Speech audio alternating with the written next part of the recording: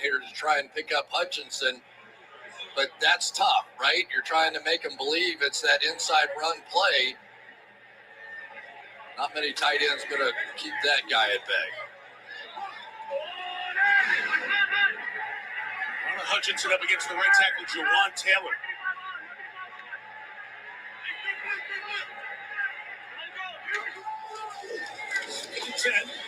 Mahomes slings it in the middle. It's one incomplete for Bell as he was blanketed by Jerry Jacobs, had him locked down. And it's third down and 10. Whee! Let's go! The right tackle for the Chiefs, Jawan Taylor. Well. What do we have here? Good night, everybody. And good morning, good evening, whatever the case may be. What's going on with you? Huh? Huh?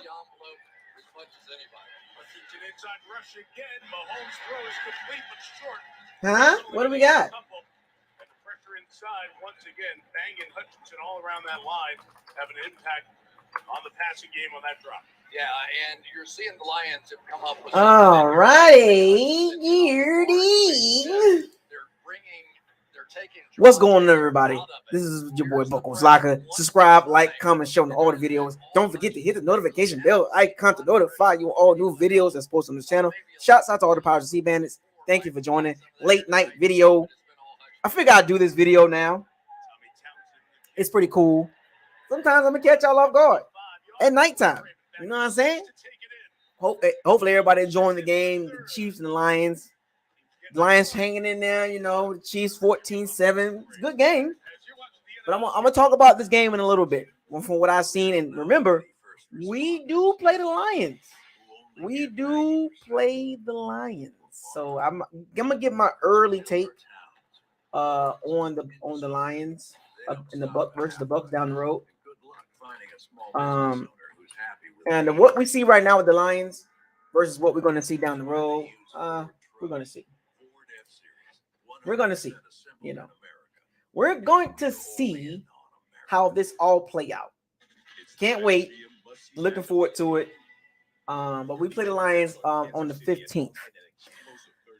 Marlon with a $2 super chat. Bucko, what's up, buddy? Let me some shout out Zachary, Bucks, Raise Bolts, Exclusive Garvey, Sandoval, Big Buck, what's up, man? Mr. Buck, Mr. Everything Buck, Damien, man, what's up, man? You know. Oh, what? My schedule prediction will be. That's a good question. I might do it tomorrow. I might do it Saturday. That's going to be a fun show. That's going to be a very fun show. I know everybody looking forward to it. I might do it on Sunday before the game start. No, it'll probably be tomorrow, Saturday. You know what I'm saying? Be tomorrow, Saturday. I should have did it yesterday or today, but I had some other stuff I had to take care of. So either tomorrow or Saturday, I'll make sure I get that schedule prediction video going. I know everybody's looking forward to that. There'll be some surprises. There will be some obvious predictions. And you know, we're gonna see how that show turns out. It's gonna be fun. So stay tuned for that. So let's get down to the conversation. Shaq Barrett, he restructured his contract. Now, for those of you that don't know what that means, he did not take a pay cut. Shout out to Shaq Barrett for restructuring his contract. Now, the Bucs will be paying him until 2027. Yikes. That's interesting. He will be 34 years old, and the Bucs are still paying him. So I don't know the reason behind that, but they did it. They freed up some money. They freed up $10.4 million of cap space. His minimum salary will not be $21 million anymore. It'll be $13 million. Okay? $13 million. Well, I would say this. His salary drops. They'll be down to $13 million. So they converted $13 million to a signing bonus. Basically, here you go. He's 30 years old. He will be paid until he's 34 with the Bucs. Interesting move. Well, it was needed. Don't get me wrong, it was needed. The Bucs needed some cap space, and they did it. So the question is now, a lot of teams have freed up some cap space today. 49ers did it, Ravens did it, Seahawks did it. So, but the Bucs were the only one to create cap space. But the Bucs needed cap space. Now, here's the caveat. Now. It gives the Bucs flexibility. It does. During the season, in season. Okay? You know what I'm saying? So, but the restructure has some caveats to this. More than likely, now remember I told y'all they can get rid of, they can move on from Barrett after this season. Now that they've done this restructure, more than likely they will not move on from him next season. So we're going to have another season of Shaq Barrett.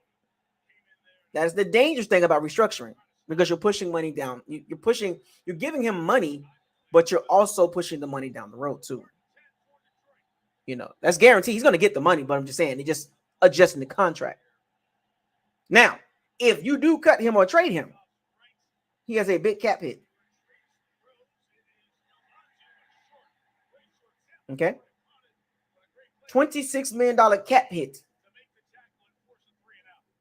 next year if they were to trade or move him before June 1st. That's the dangerous thing about doing the restructures. So, we probably stuck with Shaq Barrett. $26 million cap hit next year. Let me repeat this. $26 million dead cap hit. Any post June 1st designations.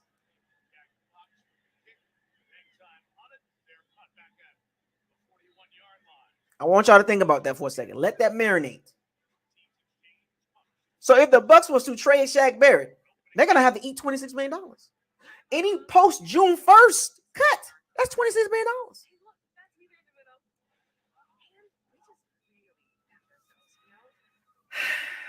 You know, some things you just got to question. You know, it just makes me think sometimes, like, what were the Bucs thinking? But I understand the reasoning, but also you have to scratch your head too. Like, really? $26 million next year?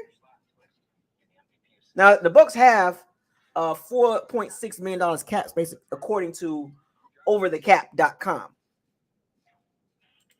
But I'm just saying. I'm just saying, man. I mean, his salary cap, his guaranteed salary, or his cap hit for this year is $10.7 million.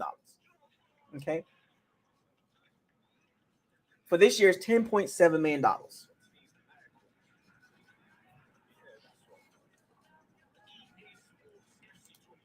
Now, next year, the cap hit for Shaq Barrett is $26 million.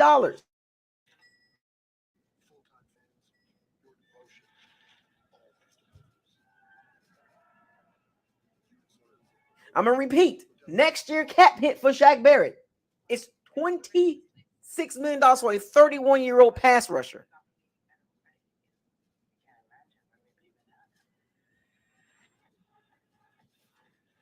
Pre-June 1st cuts, $26 million dead cap. Post-June 1st. Post-June 1st is a $9 million dead cap, and they save $17 million if they post-June 1st cut him.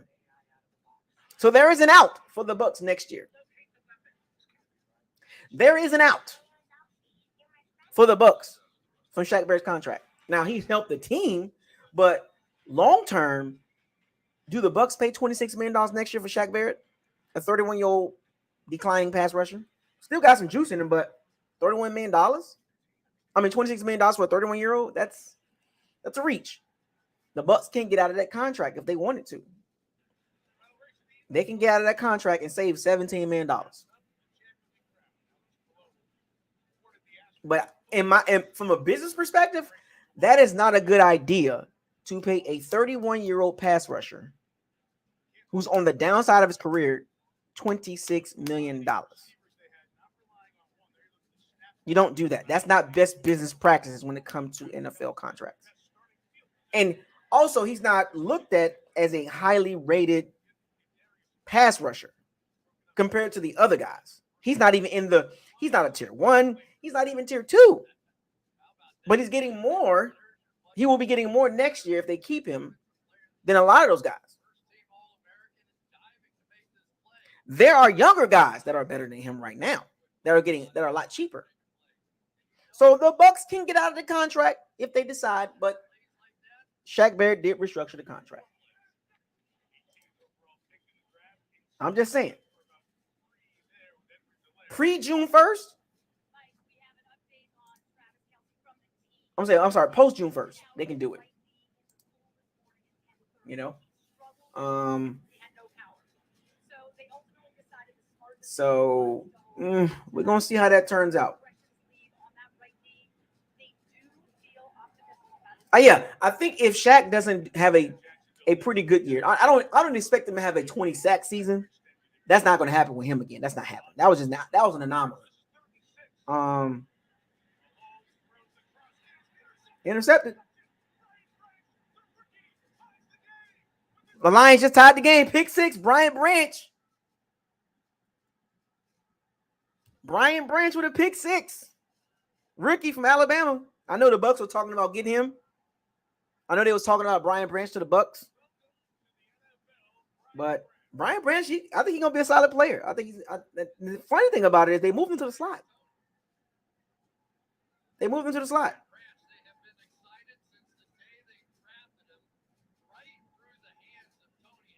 Kadarius Toney, of course. Brian Branch is not super fast, but he's an instinctive player. I would say he's a poor man's version of Mika Fitzpatrick. He's a poor man's version of Mika Fitzpatrick. If I had to look at Brian Branch. Guy that can play on the outside, but he's better on the inside. It's his football instincts.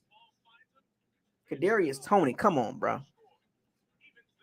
God, man, I don't see that situation going any longer with Kadarius Toney. They hurt too much.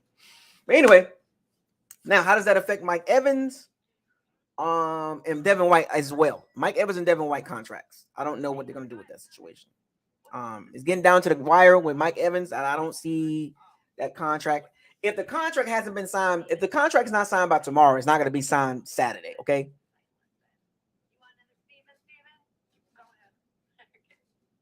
No, that's not a knock on Brian Branch. I think Brian Branch is going to be solid. I'm just saying, as of right now, when I look at him play, because Mika Fitzpatrick is similar size, but Mika Fitzpatrick is way faster. Similar size, but Mika Fitzpatrick is way faster and probably a little bit better tackler, but a better tackler too. I'm just looking at the Alabama tape, you know what I'm saying? But anyway, let's get back to the conversation. If Mike Evans doesn't sign the contract tomorrow, it's not happening Saturday. What up, Josh? Payday. What up, 30? What's up, man? Brent, what's up? I'm going to repeat this. If Mike Evans does not sign a contract tomorrow, it's not going to happen Saturday. All of a sudden, the day of the deadline, it happens. Now, if it does, great. The possibility versus probability. Is it possible for the Mike Evans to sign the contract tomorrow? And if he doesn't sign tomorrow, is it a possibility that he signs it Saturday? It's a possibility to happen, but the probability not high. So let me put that caveat in there, so people won't get their panties in a bunch, in a ball, get all mad. Oh, Buck was like, hey, no. He can sign the contract tomorrow or Saturday. It's a possibility. But the probability is low. The probability is low. Low. Never say never, but the signs are not saying that all of a sudden the contract is going to get signed right tomorrow, because they've had all this time to get it signed, and hasn't been signed yet. It just makes me curious about what's going on behind the scenes. Is it the owners, or is the owners? It's the owners. It's not Jason Light. It's not Mike Greenberg and John Spike. It's not them. It's the owners. But I'm just saying, if the contract, in my opinion, if the contract is not signed tomorrow, the possibility of him not signing by Saturday is high. I'm just putting it out there, folks. I just want everybody to understand what the ramifications of Shaq Barrett's restructure, and you factor in Mike Evans and Devin White. I would say this, and to keep it 100, if you had to put a high priority on contracts, if you had to choose a Devin White contract and a Mike Evans contract, what contract do you put first?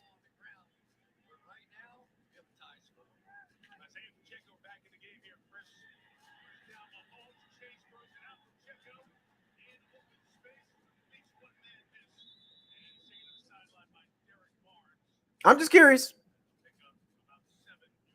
If you had to pick a contract when it comes to priority, a Devin White or a Mike Evans, what do you do?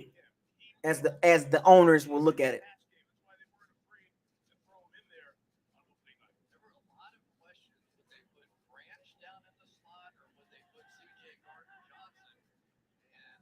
And we're talking about the future of the Bucs. What do you do?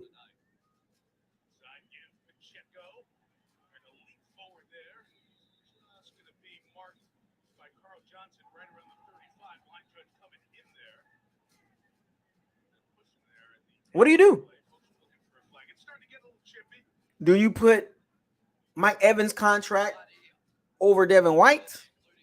Or do you put Devin White's contract, who's 5 years younger, over Mike Evans' contract? Priority.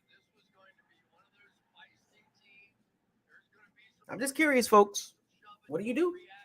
What do you do? Now, there's two ways you can look at this when it comes to Shaq Barrett restructure. How does it affect Devin White and Mike Evans? As of right now, it doesn't affect anything because neither one of them signed a contract yet.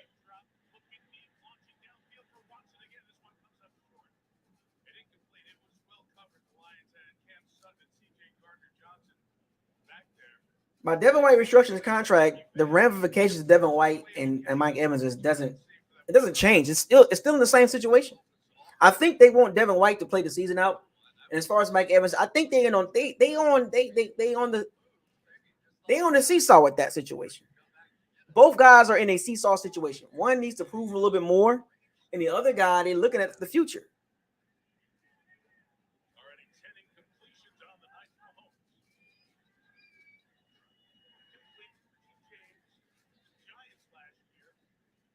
They're looking at the future, and they're looking at performance.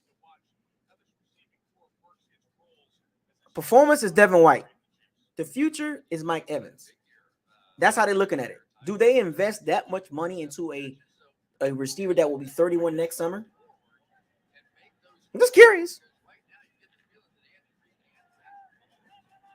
They got to be careful with both contracts. If they do sign both players, they need to be careful with both contracts.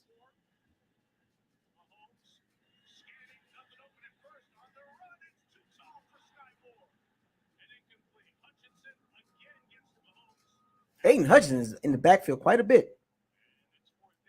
Didn't they sign Jawan Taylor? Why they can't block Aiden Hutchinson?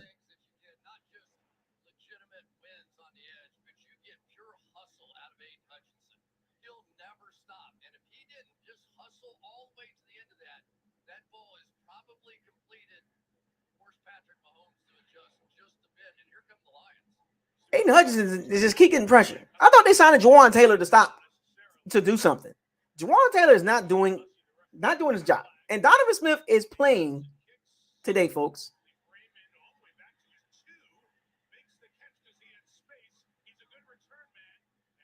Donovan Smith is he's not looking bad out there.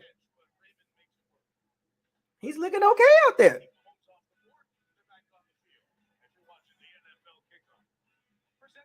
Number 79. Yeah, he's number 79 now. But he's doing okay out there. His name hasn't been called yet, but you know how this works, folks. It'd be a timely penalty, like a big play, and then holding number 79. I'm just saying, folks. But anyway, let's get back to the Mike Evans, Devin White, and the Shaq Barrett restructure. How does that affect both contracts?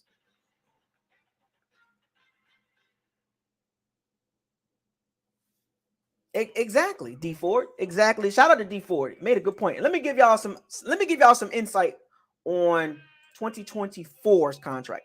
And how does this look?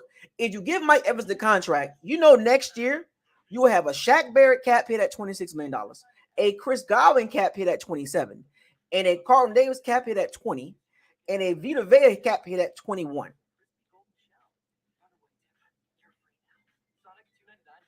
Do you it's almost like Evans in a bad spot right now. Shout out to D4. Exactly. If the Bucs philosophy is to run the ball more, do you really play two receivers $20+ million? I want y'all to get out your feelings for a second and think about the football philosophy of what the Bucs trying to do. They want to run the ball a lot more than they did last year, which for some strange reason, I don't think that's going to happen. I think they're going to chuck the ball around as time goes by because that's the strength. The strength of the Bucs is receivers. Hakeem Jarrett, Trey Palmer, Mike Evans, Chris Godwin, Devin Tompkins. That's the strength of the Bucs, man, to chuck the ball around. Because the way the Bucs built the team. The Bucs are not built to run the ball. They're going to try, but I think they're going to realize, like, man, we got to throw the ball a little bit more. It sounds good at the beginning, but when they realize and they look up and that score is 17-3, you got to throw the ball. But I gave y'all the 5 contracts. This is without Mike Evans, Devin White, and Winfield Jr. contracts. Got to be careful with Mike Evans contract. Got to be careful with Devin White contract. And you got to look for Antoine Winfield Jr. contract. He's going to need the contract. Mike Evans is in a bad situation. Despite the restructure for Shaq Barrett, the Bucs are $4.6 million under the cap. What up, you wish? It's in the K out in reverse. That's gonna be funny. That horizontal play, I don't like that. I don't like that. Got to move the ball down the field. So that's my take on the Bucs contract situation. The Bucs got to be very careful, or they're gonna put themselves in a bad situation with these contracts. I gave y'all 4 guys with contracts over $20 million. That's no Devin White, no Mike Evans, no Winfield Jr.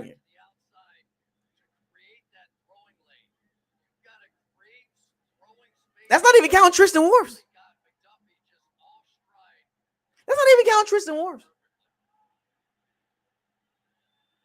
The Bucs need to be really careful.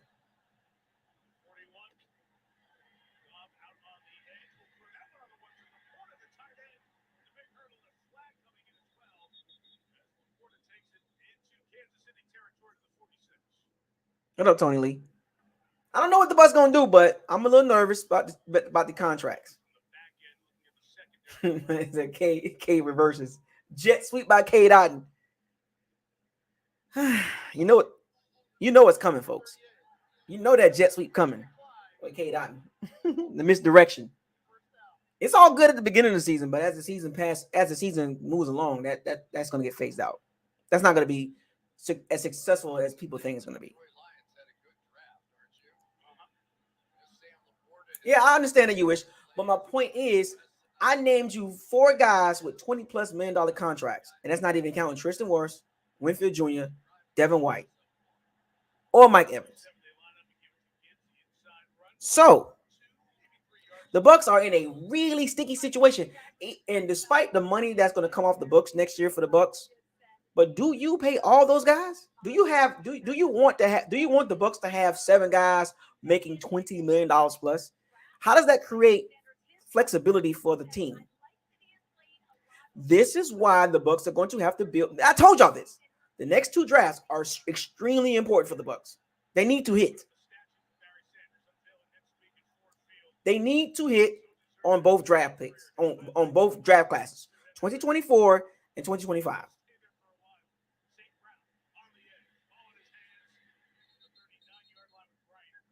I'm gonna keep it real with y'all, because what you don't want your team to do is have 7 guys making $20 million plus. You don't want that.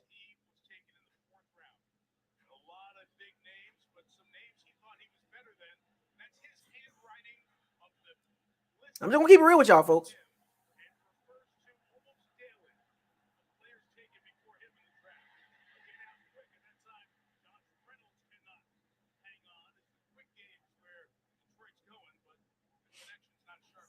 The Bucs need to hit in 2024. They need starters.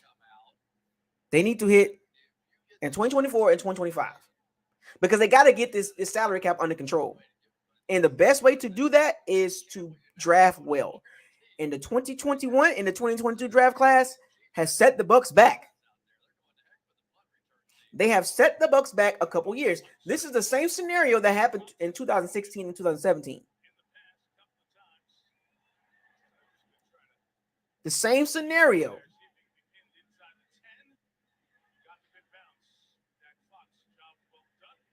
The same scenario happened to the Bucs in 2016 and 2017. They missed on those draft classes, and it set the franchise back 2 or 3 years. Fast forward several years later, the Bucs are in that same situation.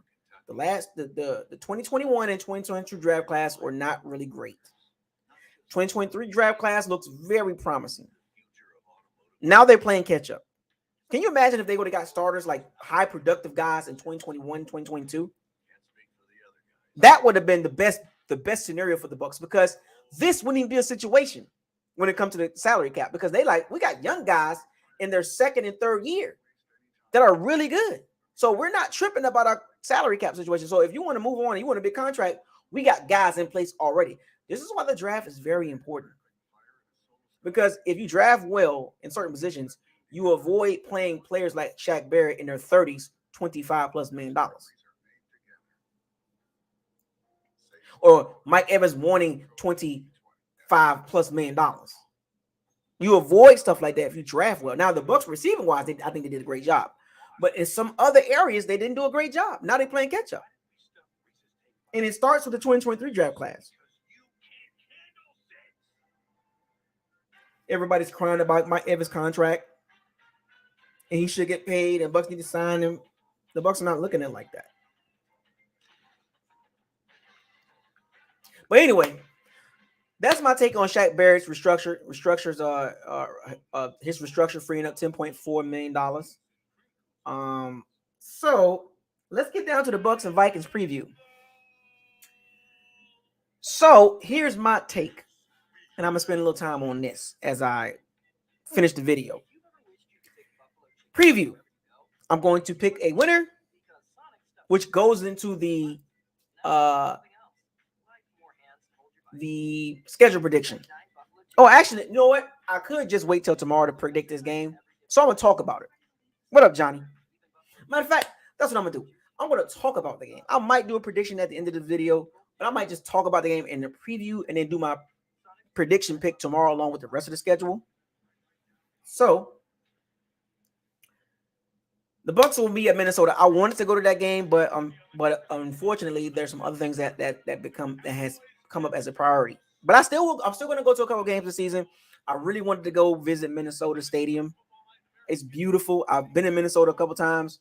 It's a beautiful stadium, and one of these days I'm going to get there. So, so let me ask y'all this question: what's y'all take on the prediction, on the preview of the what's your preview? I can say prediction. What is your preview for the Minnesota Bucs versus Minnesota game? What's your preview? What's your thoughts about the game? Let me get a feel for the chat, and I'll give you my thoughts on how the game might play out, in my opinion. Let me get some feel. Let me get some feelers on that. What's your preview? What is your thoughts about the preview of the game?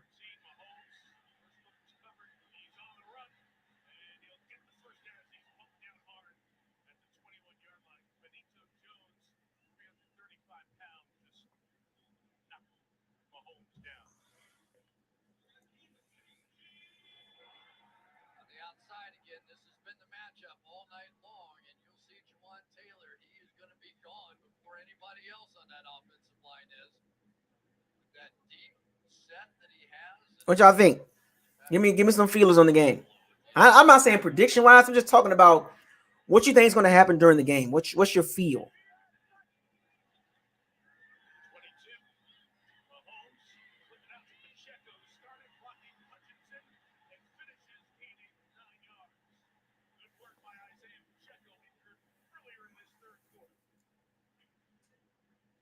It's really a completely different story for me watching the Detroit Lions on defense so far in this Okay, game. I got a little feel for the game. So looking at the Minnesota team and getting my feel for that team is going to be explosive offensively. They're going to be good regular season wise offensively. You know, so I think in this particular game, it's going to come down to the Minnesota's offense versus the Bucs defense. Let's get that clear.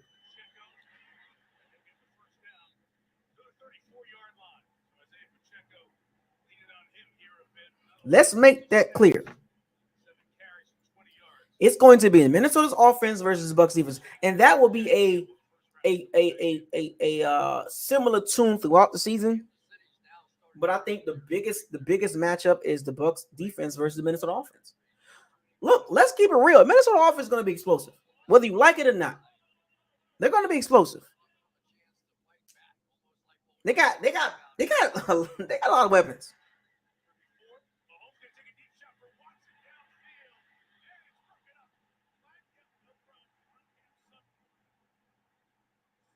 Justin Watson, really? Why? Justin Watson is literally the deep threat.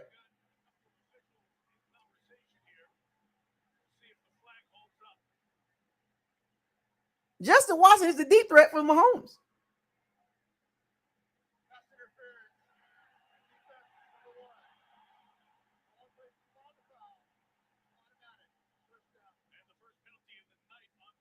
That's interesting. Justin Watson is a deep threat now?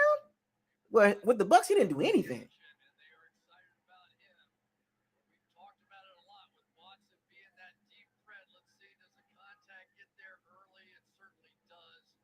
That ball was underthrown too.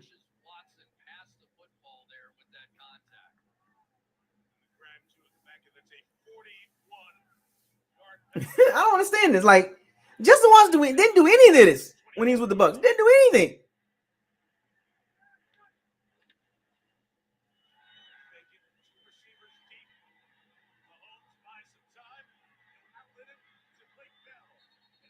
Interesting.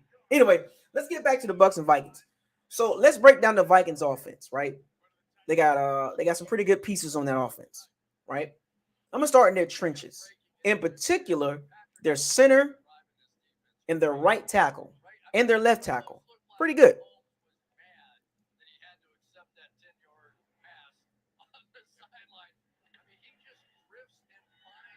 You know, I'm just saying. I think Minnesota has a couple guys on their O line that I think they're pretty good. Brian O'Neill, the right tackle, I believe, and then Christian Dursall, and their center. So their trenches are pretty solid as far as some guys on that O line. They got three solid guys. And I think their guards are not bad either, if I'm not mistaken. But I know the three guys that I know right off the top. You know what I'm saying? And as far as skill position wise, I think that's the separation between the Bucs offense and the Minnesota offense.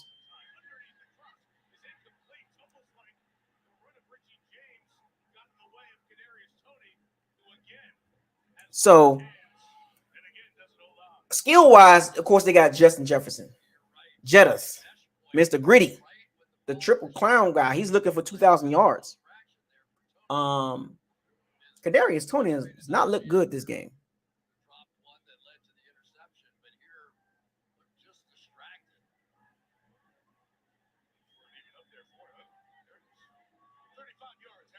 So they got KJ Osborne. They have TJ Hawkinson. and they also have the rookie Jordan Addison. And they have Alexander Madison, the running back, which I think he's more of a third down back, but now he's a starter. So I think they're going to struggle with the running the ball. I think they wasn't really good. They didn't have a lot of running tips last year. A lot of they was like bottom 10 in rushing attempts. But passing wise, they're going to be explosive, even with Captain check down Kirk Cousins. And we're watching a Kirk Cousins clone tonight right now with Jared Goff. And I'll get into this game in a little bit, but they're going to be able to move the ball. They're going to move the ball. I think we know that. I think we know that. Nobody in the NFL is getting shut out. Okay, like as far as like being able to move the ball. Let's just make that clear. Okay, let's make this vividly clear. Nobody in the NFL won't every team will be able to move the ball, whether they're terrible or they're really, really good. Every team will move the ball. So let's make that clear. So do not sit here and think that nobody's moving the ball on the Bucs defense. Are you out of your freaking mind? The laws of average won't even agree with you. Okay? So with the Minnesota skill position weapons and Captain check down Kirk Cousins, they're going to still move the ball. Okay? Let's make that clear. Whether you like it or not, it's going to happen. And that's in my opinion. In my opinion, the Vikings will move the ball. And also, in my opinion, they will not get shut out. That's in my opinion, going into this game. Now, who knows what's going to happen during the game, but I'm just giving you my preview, my thoughts about the game. And yeah, exactly, Steven. People just think that, the Minnesota's trash and no, they're not going to do anything. Okay, man. What are we doing here? You know what I'm saying? Exactly, Steven. You're getting shut out. No, you're not. With the rules, the way the rules set up, the passing rules and all that, and the quarterback rule, Minnesota's going to move the ball. Whether you like it or not, deal with it. It's not my fault. Don't get mad at me. Get mad at the NFL making the rules. Okay? They're and most of their yards are going to come through the air. I don't think they're going to be able to run the ball well. I'm not a big believer in Alexander Madison. They got rid of Dalvin Cook, which I think they took a step back in the running game, a couple steps back. And the only reason why they did that is because of Dalvin Cook was too expensive. Oh, Donovan Smith? What you doing, Donovan Smith? He was holding, tripping. Did y'all see Donovan Smith? His patented. They should have threw the flag on Donovan Smith. They didn't. Did you see Aiden Hutchinson move? Had Donovan Smith flying all over the place. And they did not call holding on Donovan Smith or tripping. I'm telling you, man, Donovan Smith, man. I swear to God, man. It's you might take Donovan out of Tampa, but you can't take Donovan out of Donovan. Did y'all see the spin move with Aiden Hutchinson? Had Donovan Smith looking crazy. He threw his leg out there and tripped the man and pretty much held him too. And they didn't throw the flag. So that's the Patrick Mahomes don't throw the flag rule. Patrick Mahomes, no call.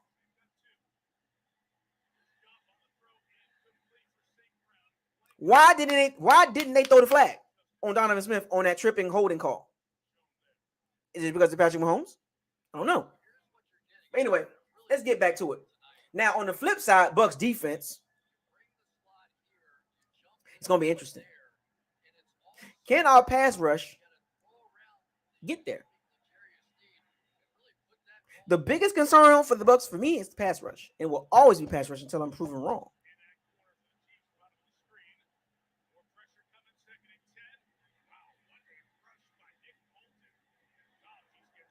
That's my biggest concern.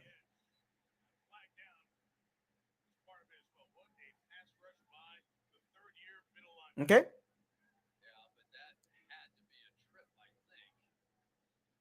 They called the trip on the Lions, but they didn't call the trip on the Chiefs. They didn't call on Donovan Smith, but the Lions do it. They call on the Lions. Interesting.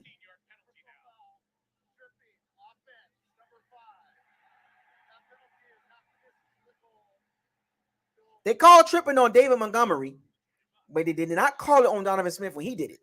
Interesting. Interesting. Interesting. I'm just keeping it 100, folks. That's that Patrick Mahomes rule. The Patrick Mahomes golden boy. Yeah, the new golden boy. The new golden boy. He gonna get away with some calls. That line gonna get away with some calls. So is Kalashik Clancy gonna play? I don't know. I think he might play, but I think he's not gonna get a lot of snaps.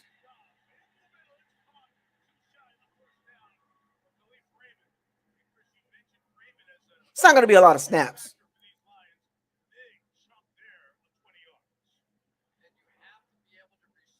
Okay. Can Joe Tryon get some pressure?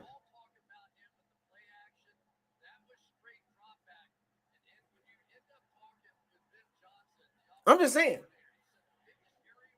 Can Tryon and Shaq Barrett get consistent pressure against Brian O'Neill and Christian Dershaw?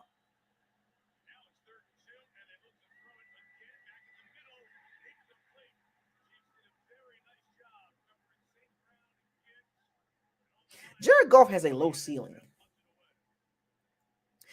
See, and I think Chris Collinsworth, I'm going to tap into this game a little bit.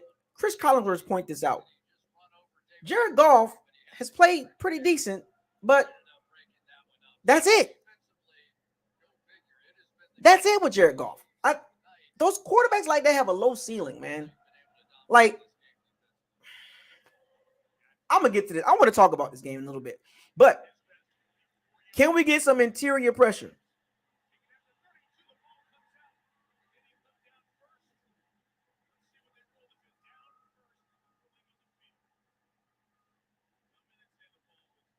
Can we get pressure, period, against the Vikings line? It's going to, I would say it like this. It won't be easy.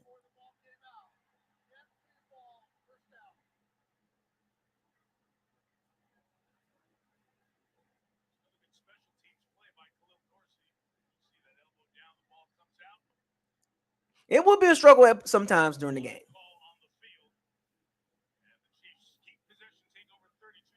How long is going to take Shaq Barrett to get caught up? I'm just saying.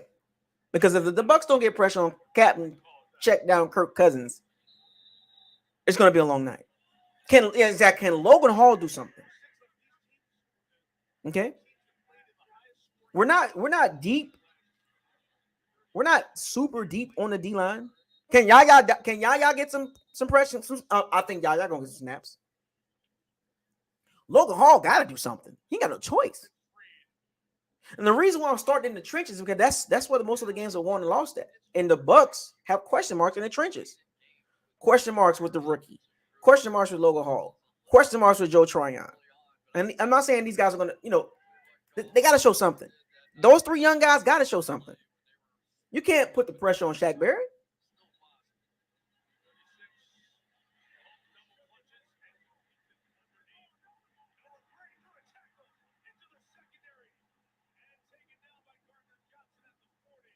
We can't put the pressure on Shaq Barrett by himself.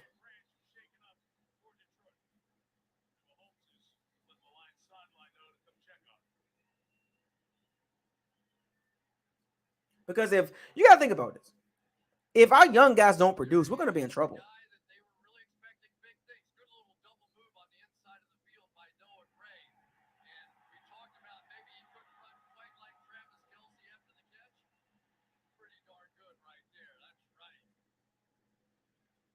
If our young guys don't produce, we're going to be in trouble on defense, in the trenches.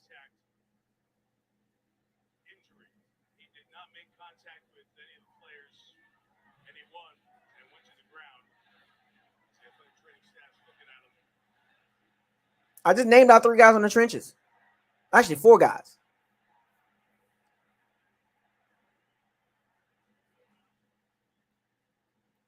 Yaya, Tryon, Hall, and Clancy got to produce.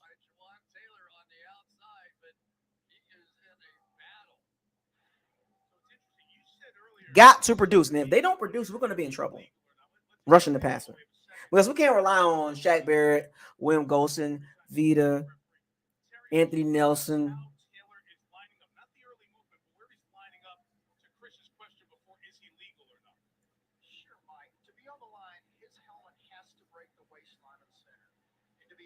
Watched him the whole game. He's really not remotely close. And it's really putting the defensive end at a tremendous disadvantage when he can be that far back.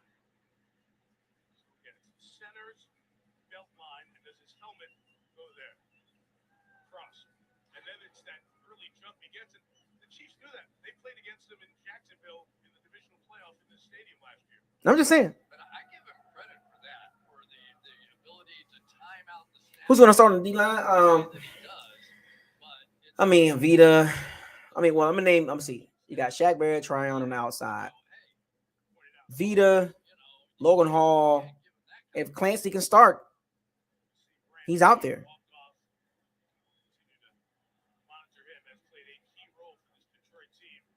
You know, that's the starting five in the on the line. That's 2 outside linebackers, 3 D linemen. And now my question for the Bucs, though, as far as on the D line, is can they hold up? Can they hold up throughout the game?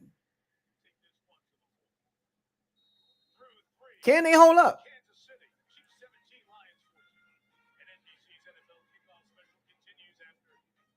Can they hold up for 60 minutes and not get worn out?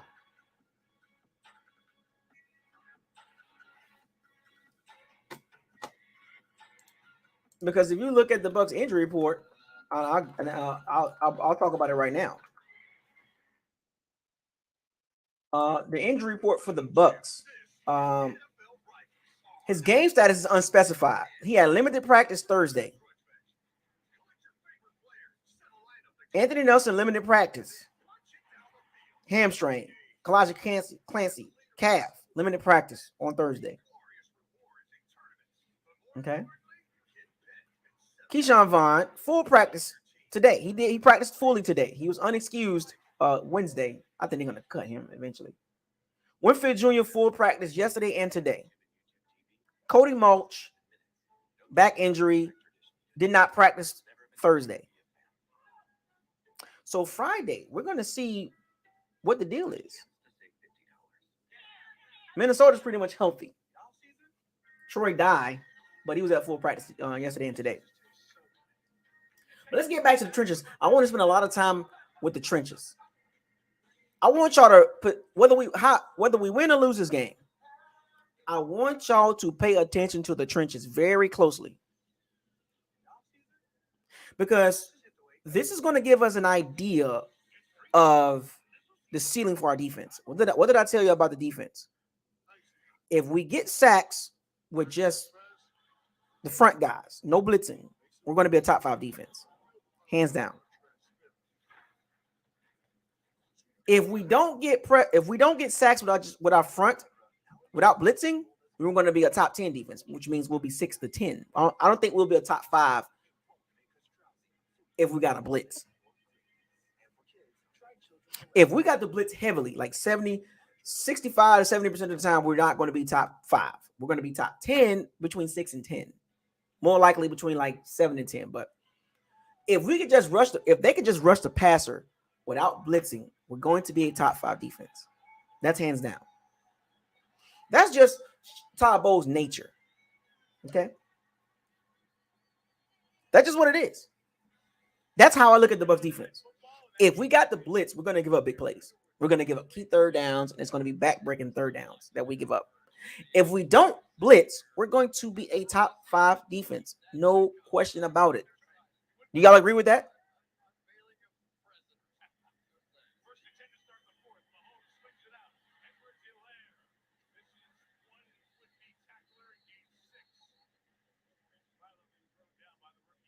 Do y'all agree with that?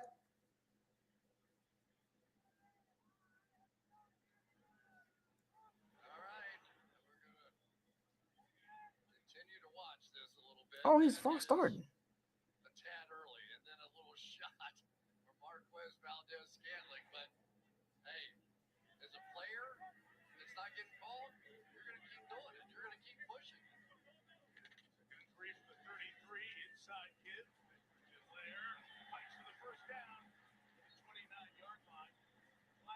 Y'all agree with that? With the defense?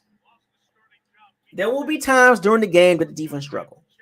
First game of the season. So, how much stock do you want to put into the first game of the season? Don't put a lot of stock in it. Let this play out. And I told y'all, I'm going to grow with this team. I don't have a lot of pressure on this team. I don't. Because whether they win or lose, I want to see improvement in a few areas, specifically the D line and the O line. We'll get to that in a second. We'll get to the Bucs offense versus the Minnesota defense. This is going to be an interesting game, and it can turn out either way.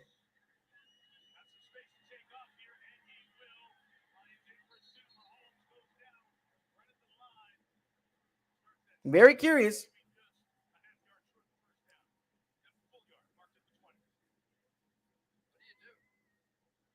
I'm just saying. We talked about it all these years with Aaron Rodgers too.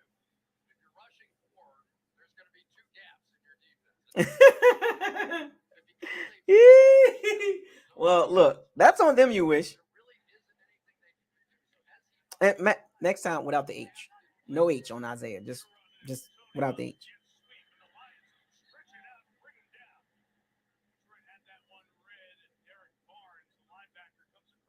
No H. But yeah, they're gonna act crazy. You know, one. Look, the Bucs are gonna make mistakes tomorrow. They're gonna make mistakes. They're gonna make mistakes. I think the more mistakes are gonna be on the offensive side than the defensive side, though. The Bucs secondary, the back seven. Let's see how Devin White play. Can he cover? Because he's gonna have to cover. He's gonna have to cover at some point. T.J. Hawkinson, Levante David, right? And then his back in secondary, Carlton Davis, Jamel Dean, Winfield Jr., Ryan Neal.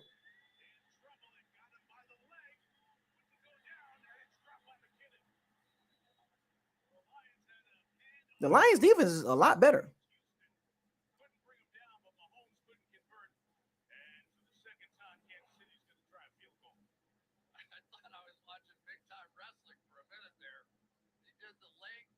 Oh, look at Donovan Smith. Oh, look at this. Donovan Smith. Donovan Smith. Did y'all see that? Did you see Donovan Smith giving up a third down sack pretty much? Did you see it? Did y'all see Donovan Smith? Did you see Donovan Smith? On third down, big play. What did Donovan Smith do? What did Donovan Smith do? Revert back to the Donovan Smith. Untimely. He gives up pressures at the wrong time. Big moments of the game, Donovan Smith, most of the time, I say always fail, but he fails. James Houston went under him.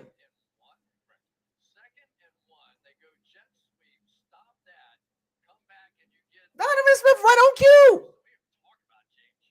Come on, bro.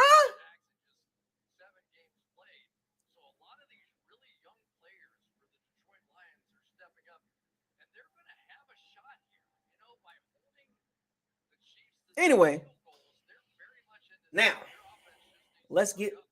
I think the Bucs secondary are going to be fine. I think they're going to have the hands full with Minnesota. And here's the key. I want y'all to really pay attention to this. Christian Eisen, the slot guy. How does he match up with Jordan Addison? How does he match up with is Jamel Dean or Carlton Davis going to follow Justin Jefferson around the game? Is they going to follow him?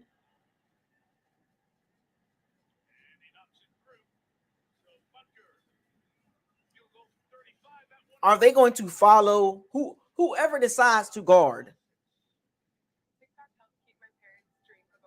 Jordan Addison? Who's going to guard Jordan Addison? I think he's going to be a pretty good receiver. He reminds me of an Antonio Brown. Even Zay Flowers, Jordan Addison, they very, very shifty guys. And can a undrafted rookie hold up against a first-round elite route running receiver, quick, shifty guy in Jordan Addison? Can he hold up against KJ Osborne? Can our slot guy hold up? I think our outsider hold up pretty well for the most part. But man, oh man. And Ryan Neal has had a quiet training camp. Haven't heard really anybody talk about him. I haven't even talked about him. And Ryan Neal's going to have his hands full with T.J. Hawkinson. The Vikings offense is a fast car. It's like it's not a muscle car. It's like a Ferrari. Vikings offense is like a really fast, a 1970 Charger with a big engine, can go fast. You know, it's a lot of weapons that the Bucs got to deal with in the back end. But I'm a little concerned about Christian Eisen, our slot guy. Because it's going to be a long night for our undrafted. Look, don't get too frustrated with our slot guy. He's an undrafted rookie. He's going out there against some really good guys. And Ryan Neal will have his hands full with that safety, with that TJ Hawkinson too. And you know, Carlton Davis and Jamel Dean gonna have their hands full too. But Christian Eisen in the slot. Look, I'm so happy he made the team. He's talented, but I'm telling you, real live game speed, it's a lot different than practice. It's a lot different. It's a big difference going up against Chris Godwin and Jordan Addison. Jordan Addison is a lot quicker than Chris Godwin. Way quicker. Way quicker. Okay. So I am concerned about the Bucs slot. I think the Minnesota's gonna try to exploit that. They're gonna try to exploit the slot. They're gonna try to exploit our linebackers, and they're gonna try to exploit our safety, Ryan Neal. They are. I am concerned though. I just want to put it out there. Question marks slot guy in this game against a offense that's explosive across the board. They're going to test Christian Eisen. They're going to test him.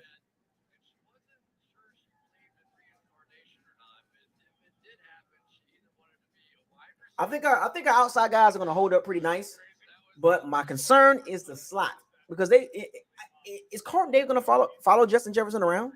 Is Jamel Dean going to do it, or are they going to stay on one side of the field? I'm just curious on how they're going to. Justin Jefferson, let's be real. He's on a whole nother level right now. No, I get it, Johnny. No. Don't get it twisted. I'm taking Godwin. That's not what I'm saying. Christian Eisen. That's not what I'm saying, Johnny. Relax. I'm taking Godwin. I'm just saying, I'm talking about quickness. And I don't know where did you get that from? Where did you get that part of it out of what I'm saying about Addison and his quickness? I never said anything about Addison being better than Godwin. I'm just saying he's a lot quicker than Godwin. That's all I said. I don't know where did you get I'm taking Godwin and Addison. Like I never even insinuated that Addison is better than Godwin. And that's because Addison doesn't have any tape, so I can't even say that if I wanted to.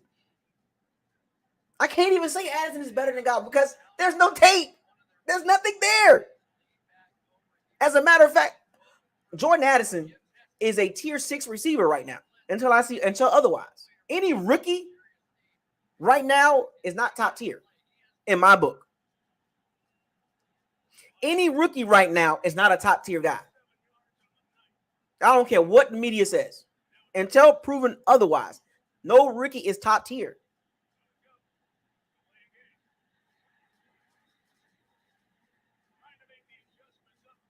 I'm just saying. So please do not misinterpret my words. Please don't. No. Okay, let me break this down. Let me since we're back in our football mindset. He's similar to AB.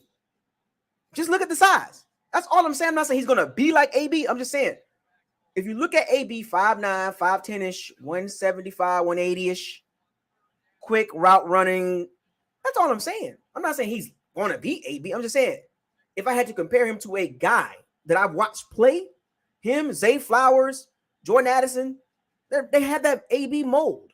If they stay on the track they're on now, they're going to be really good receivers. Exactly, twitchy. I'm just doing a comparison and contrast. That's all I'm doing. I'm not saying that he's going to be AB. Relax. Folks, please relax. Do not misinterpret my words. I'm just comparing players and their quick, right, twitchy, quick ability to get in and out of breaks. The Cooper Cups, the Julian Elements, the Wes Welkers. I can name more receivers. I can name more receivers like that Addison and Zay Flowers fit under. Amara St. Brown. Quick, twitchy guys.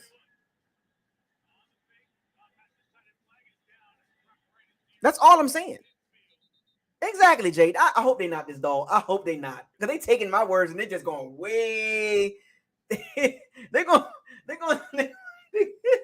relax. It's the first week, guys. Football is back. We are here to talk about it. I named several receivers. Not just AB.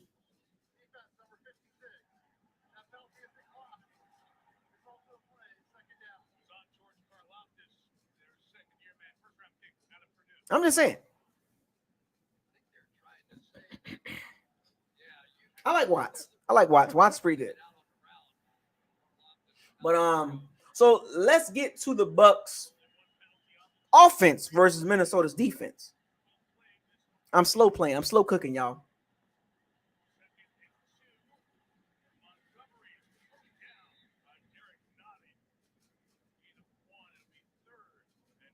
Hey, exactly. The Chiefs doing their thing without Chris. Hey, look, Chris Jones is an elite player. I get it. But I'm just saying, the Chiefs, they hold it up. This is what I'm saying. You got to be careful what you pay these guys, because just because he wants the money don't mean you got to pay him. I'm just saying.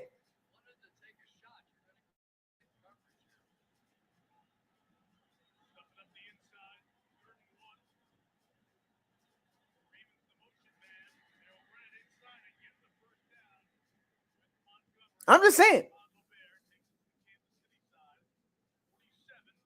The Chiefs doing their thing.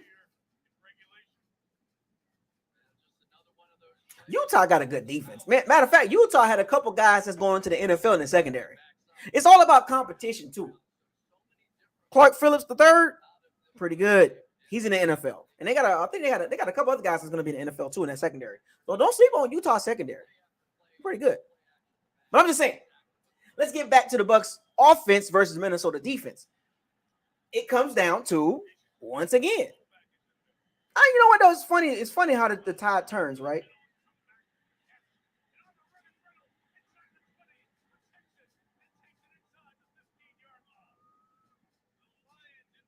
I'm just saying, the Lions looking good, bro. Look, and we got to play the Lions. I'm telling y'all right now. I'm just saying, the Lions ain't no joke. Ben Johnson, shout out to Ben Johnson. Okay, let me make this clear. I don't hear anybody talking about the Detroit Lions quarterback coach.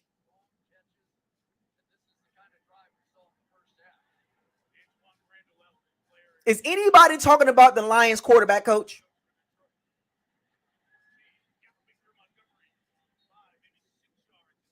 I'm just saying, is anybody talking about the Lions quarterback coach?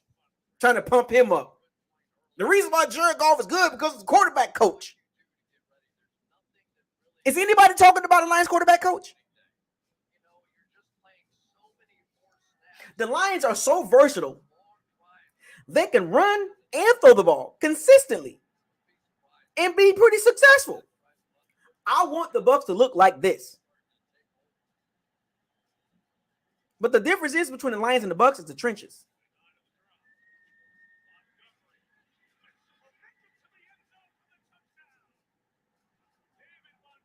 The Lions just scored, folks. The Lions are for real. Ben Johnson is the OC, not the quarterback coach. He's the OC. Let's make that clear. Nobody's talking about the quarterback coach. They're talking about the OC.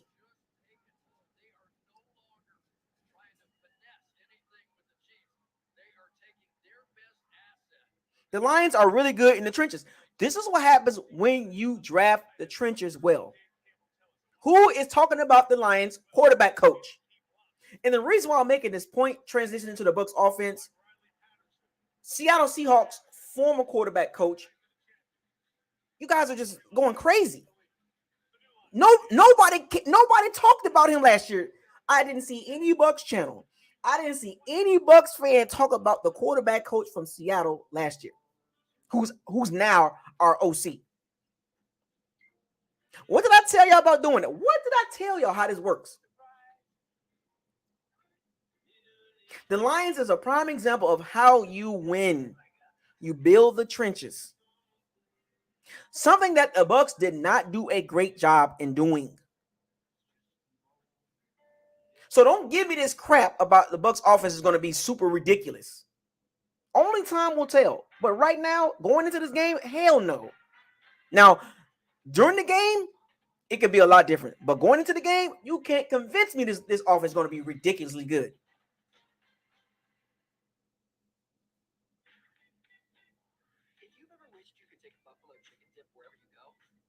I said the quarterback coach. See, don't get the words twisted. Is anybody talking about the Lions quarterback coach being a head coach or OC? That's not how it works. I didn't see not one Bucs fan bring up Dave Canales last year. And all you heard once Dave Canales got hired, they made it seem like Dave Canales is the reason why the Seattle offense was good. Discredited Shane Waldron, the actual OC, the actual guy that calls plays, who's going to be a head coach. Discredit him to prop up a quarterback coach. You don't do that.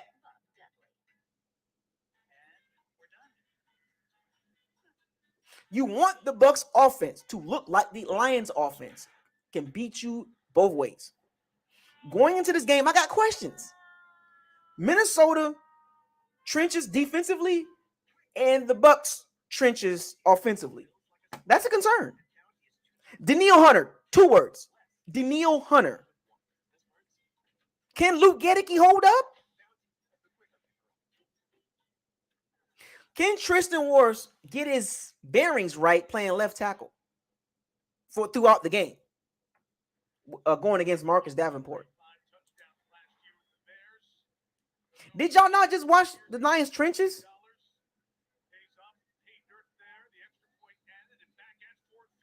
The Lions are for real, folks.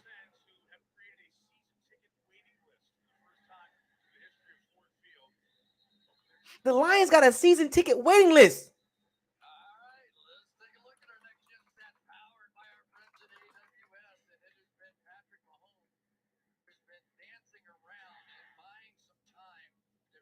The Lions defense is much improved. Almost every time for the Kansas City Chiefs. He's been the leading rusher most of the night here tonight and continues to haunt that. The Chiefs ain't got no running game. That's the problem, buddy. I didn't have a running game. Down to the air to Justin Ross, the second-year man out of Clemson, who was on IR all of last year. That's across the 30-yard line to start the drive with a gain of 5. Injury note: Brian Branch went out for Detroit, suffering from cramps, being treated for that.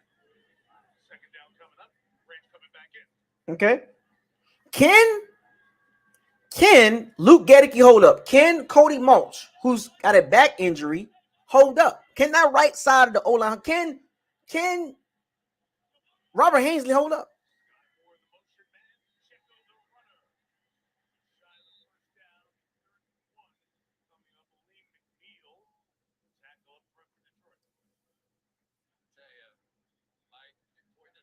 Oh, yeah, Quentin Brown, exactly. Did you see FSU trenches? Did you see FSU's O-line and D-line?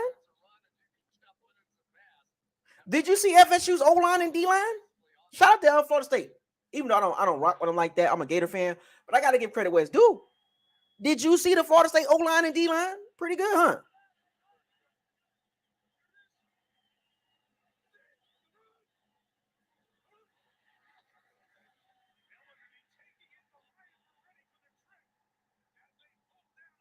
Josh Pascal from Kentucky. Josh Pascal from Kentucky on the D-line. How did we miss him? The Lions got first and second year players on that D-line doing good.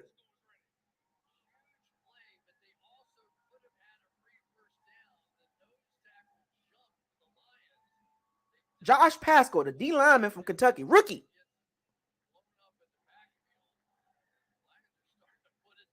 The Lions are for real.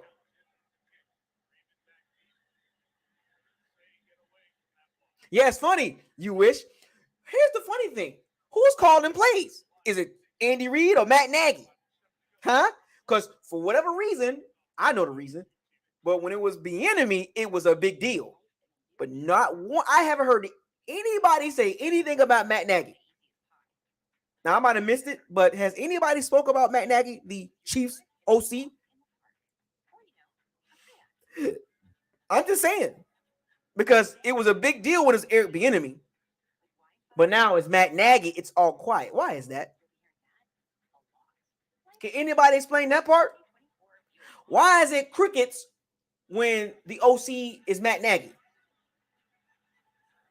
Because if that was Bieniemy, you would have been like you would have saw it on social media and people, oh, Bieniemy's terrible. But why they not talking about Matt Nagy calling plays and why?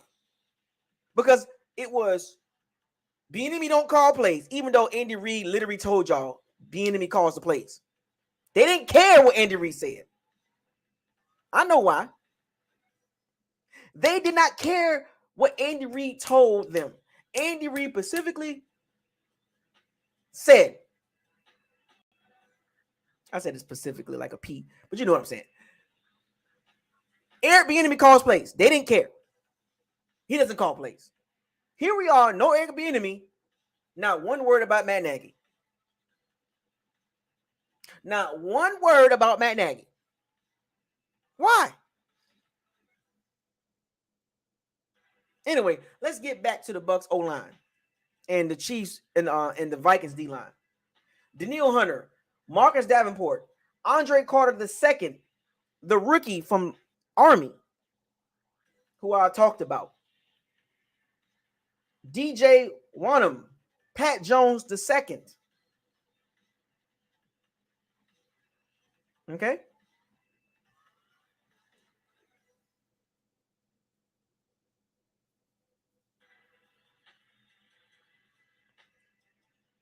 I'll take Dan Campbell with Todd Bowles any day. I'll take Dan Campbell over Todd Bowles 10 times out of 10. I've seen enough. I've seen enough. Dan Campbell got the arrows pointed up for the Lions. The Lions are trending up. The Bucs are not trending up because of Todd Bowles.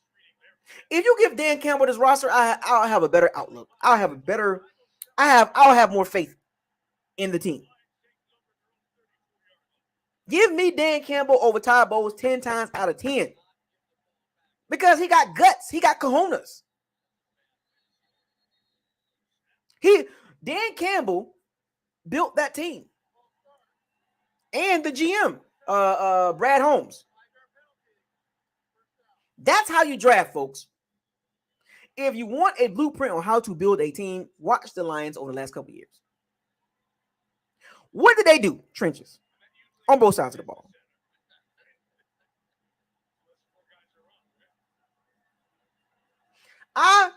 If the Bucs want to get right, the Bucs are not far away from trending up, but they got a couple areas that need to get right.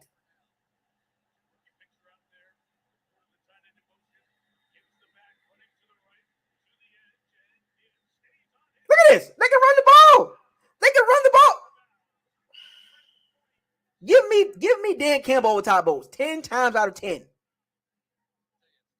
Todd Bowles has no emotion. He has no cojones.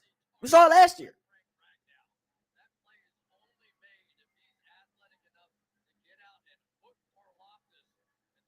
The Bucs are 2 drafts behind. We're going to struggle in some parts of this game. This game will not be perfect between the Bucs and the Vikings. The Bucs will not be perfect. They're going to go through some rough patches, folks.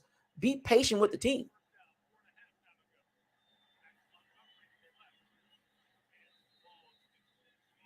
Be patient with the Bucs. But Todd Bowles has a low ceiling. I'm not tripping on the team. I'm tripping on the coach. He has a low ceiling. But, folks, going into the game, be patient. There's going to be some things that you're not going to like. You're going to scratch your head.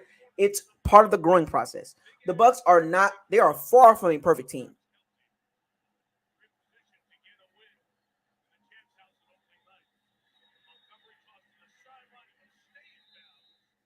The Bucs are far from a perfect team, but they got question marks, and you're going to have to deal with it.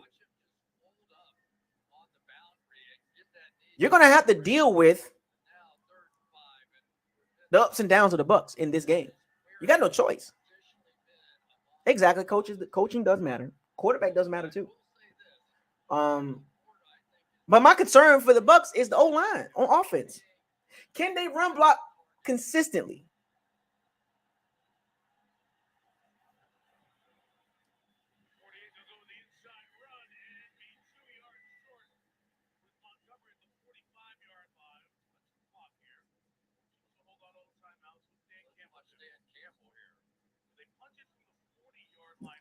They going for it. Oh my God. Oh. Can y'all see Todd Bowles doing this?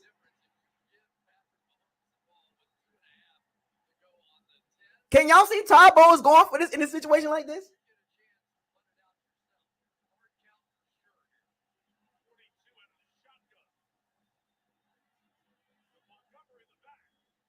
Oh, they're going for it. Oh my gosh. Jared Goff. He put faith in Jared Goff. Oh, dang it, man. That's what's going to hold the Lions back. I like that call, though.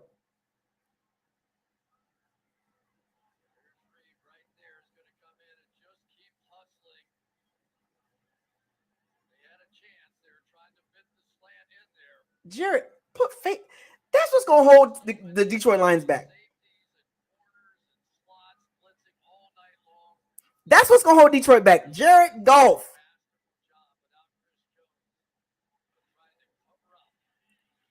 I don't know what it is about Jared Goff. He has a low ceiling.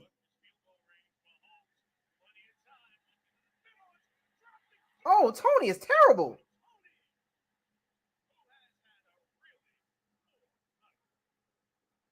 Oh my goodness.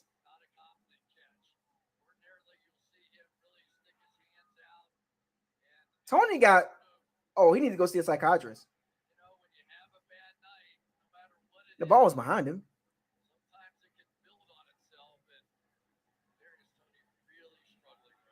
Okay, Darius. Oh, Lord have mercy. What is going on with him?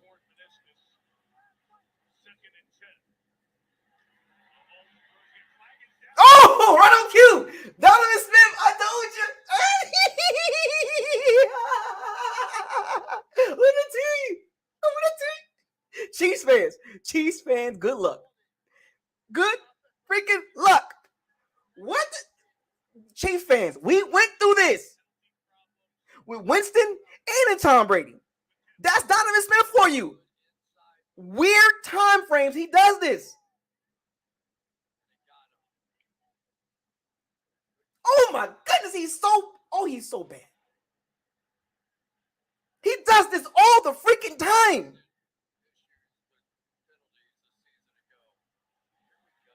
Number 79, bro. You can't take the buck out of Donovan Smith. You can take Donovan out of Tampa, but you can't take the Tampa out of Donovan, boy.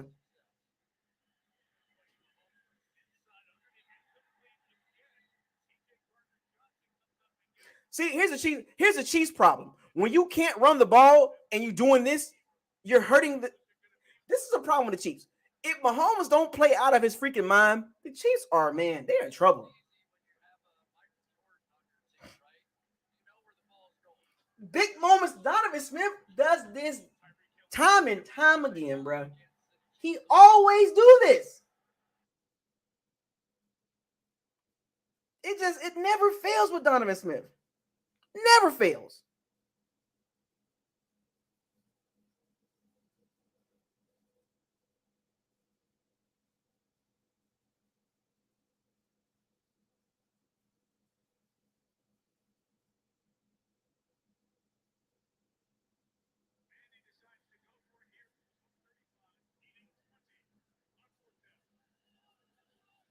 he going for it?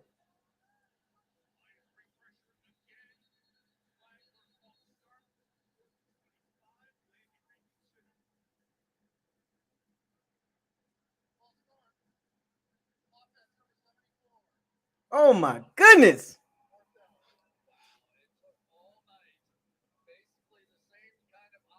Oh my goodness. Oh my what? What are we doing here? Yeah, they hope for a pass interference.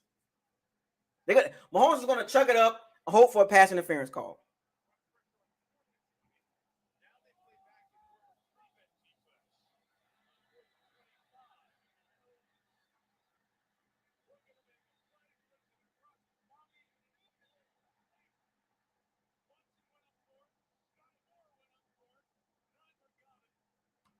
Yeah, Taylor been false starting the whole game. The Lions are for real.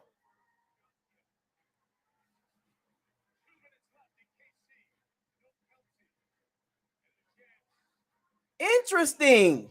I like this game. Anyway, oh yeah, his name is Garrett Bradbury. That is the Vikings center. He's pretty good.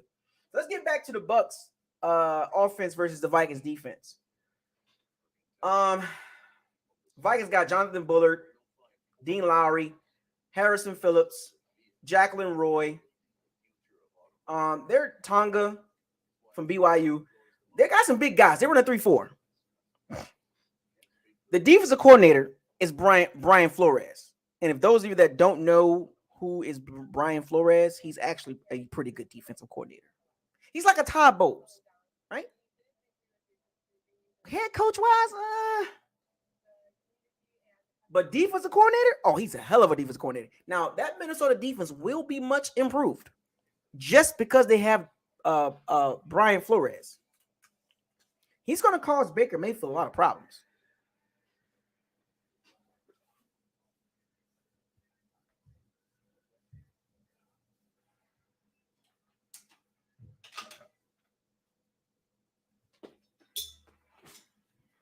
Brian Flores will be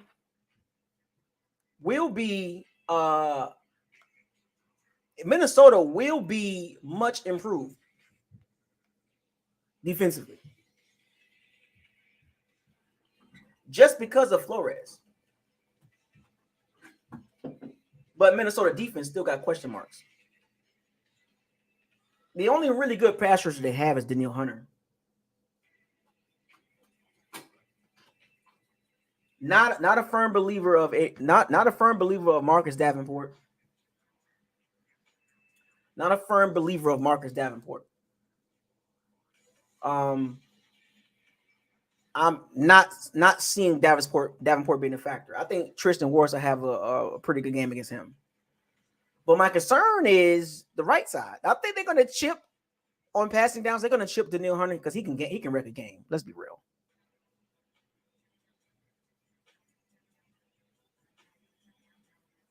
I'm just saying. I'm just curious, out of curiosity. You know what I'm saying? Oh yeah, Ed Ingram's not bad either. Their guard's not bad either. Raza Cleveland and Ed Ingram, their guard's not bad either. Minnesota O-line is not terrible. It's not terrible at all. It's actually solid, especially their tackles. You know what I'm saying? But Minnesota front line is not great outside of Danielle Hunter.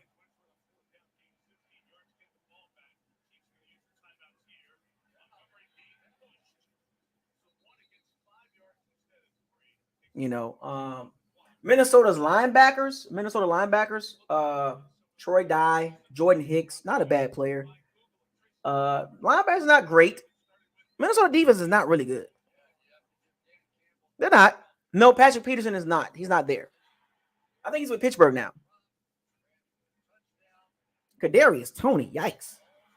But Minnesota's linebackers are not really good. Jordan Hicks is a solid player, but he's not no game changer. But having Brian Flores will make a difference. He'll have those guys coached up, but I think they still got too many flaws. Too many flaws to be really good. That defense wasn't good last year.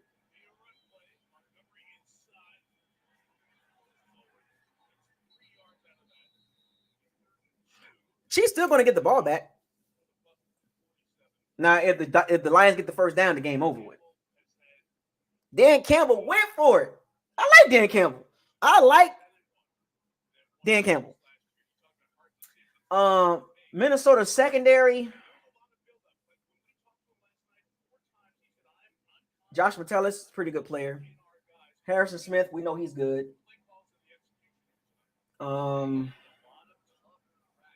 Cornerbacks. Byron Murphy is not bad. Andrew Booth is not bad. But I don't see nothing about their cornerbacks is really great.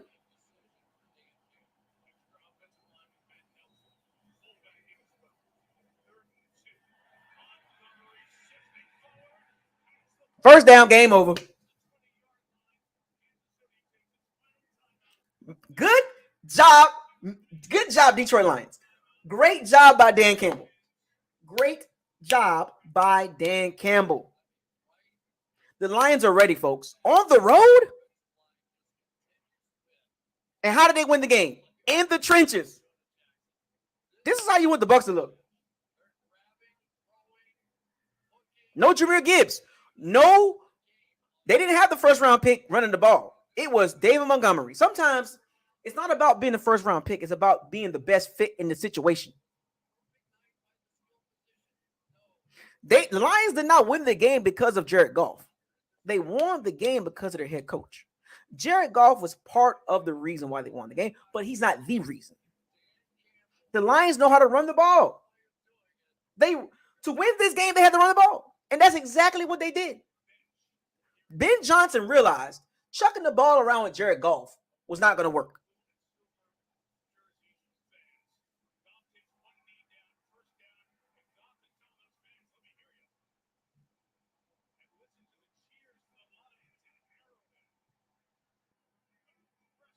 I'm just saying.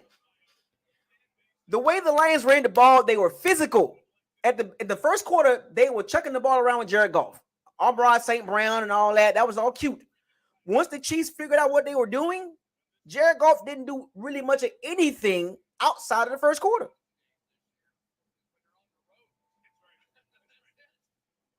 Jared Goff just managed. This is what you need from Baker Mayfield. Manage the game. Manage the game. No turnovers. Don't be the reason why we lose the game.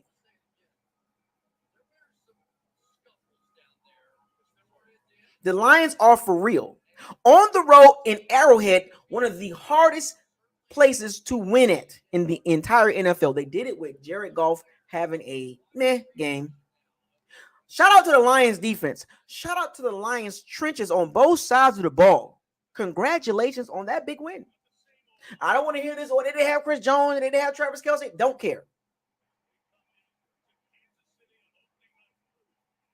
Dan Campbell outcoached Andy Reid. Once again, I'm gonna say this again. Lions fans, I will take your coach over Todd Bowles 10 times out of 10.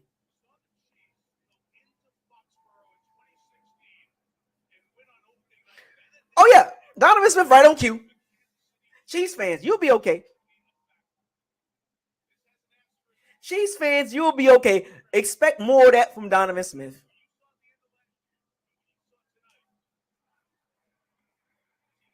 Oh, the Lions in the trenches are for real. Jared Goff had an average game. He didn't have no super duper crazy game. The Lions won that game because of Dan Campbell in the trenches in the running game. Shout out to Ben Johnson, the Lions OC, understanding that Jared Goff was going to be limited in this game. Penei Sewell, Taylor Decker. I like what the Lions are doing. Can the Bucs get like that? Can the Bucs be like that? Can the Bucs do that? Can the Bucs as a team do that on the road against hard teams?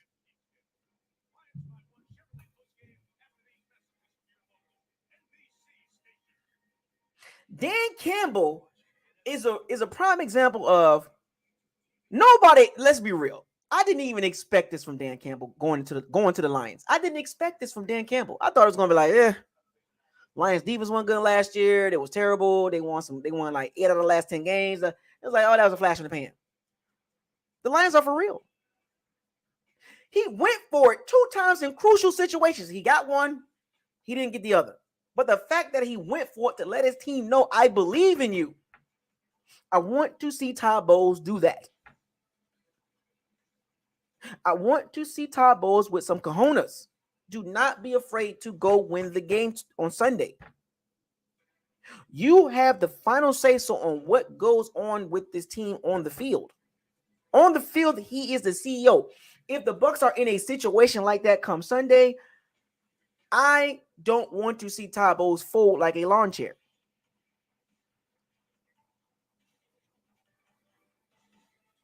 I want to see him with some cojones. Not this, I want to win the game, 13-10. Go out there and win the game. Put the game plan together. Let the coaches know offensively and defensively, this is the game plan we're going to go with. The Vikings defense is not good. The Bucs should have success moving the ball through the air. Now, as far as running the ball, I don't know. Until otherwise, the Bucs running game is terrible. Until the game hits, the Bucs running game is terrible. Once the game starts, then that goes away. Then we're going to see how the Bucs running game look. But as of right now, going into the game, it's terrible. The Bucs running game is terrible. Until otherwise. Don't get mad at me. The Bucs running game got to show me. You can't tell me right now, the Bucs running game gonna be really good based on what? You have nothing to go off of. The Bucs will have more success throwing the ball than running the ball, in my opinion, going into this game. Until otherwise, until I see some real improvement in the Bucs running game as a whole, right now I just don't have it.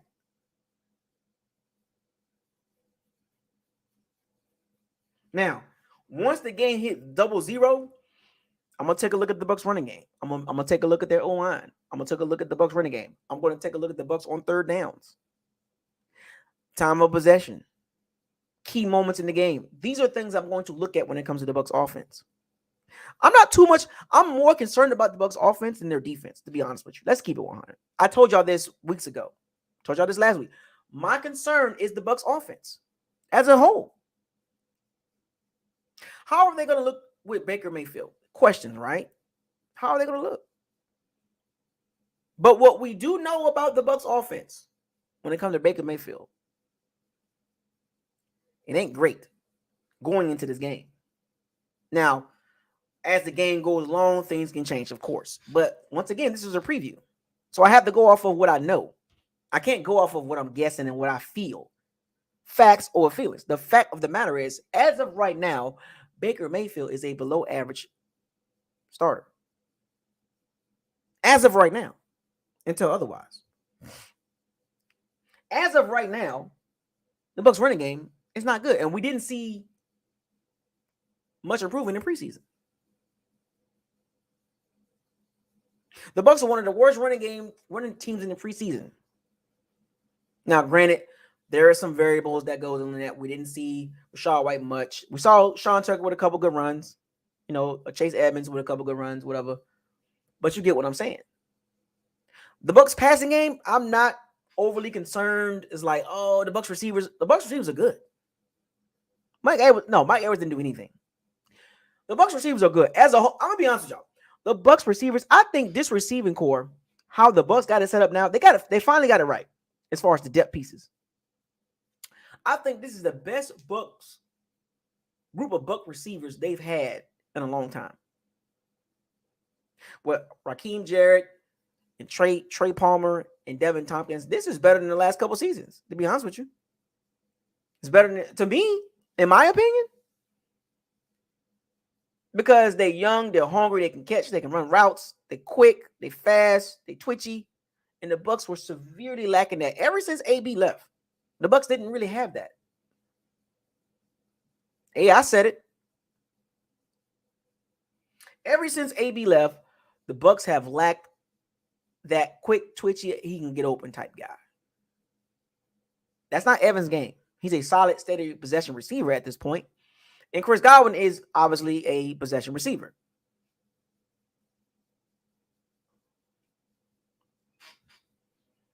I think Trey Palmer and Raheem Jarrett is more talented than Scotty Miller. Sorry. That's just the facts. Oh, I want to see them talk about Matt Nagy. How they talked about Eric Bieniemy. Chiefs fans, don't get it twisted. You talk bad about Eric Bieniemy, but let's see if you got that same energy against Matt Nagy. But anyway, back to the Bucs. So I gave y'all my concerns. Center, right guard, right tackle, running game, quarterback. And then also, lastly, my last concern about the Bucs offense is the OC. Now I'm going to give him plenty of time to, get his bearings right as an OC. I'm going to give Dave Canales plenty of time. If I see bad plays from the Bucs offense, I can't. What can you really say? You can't get mad.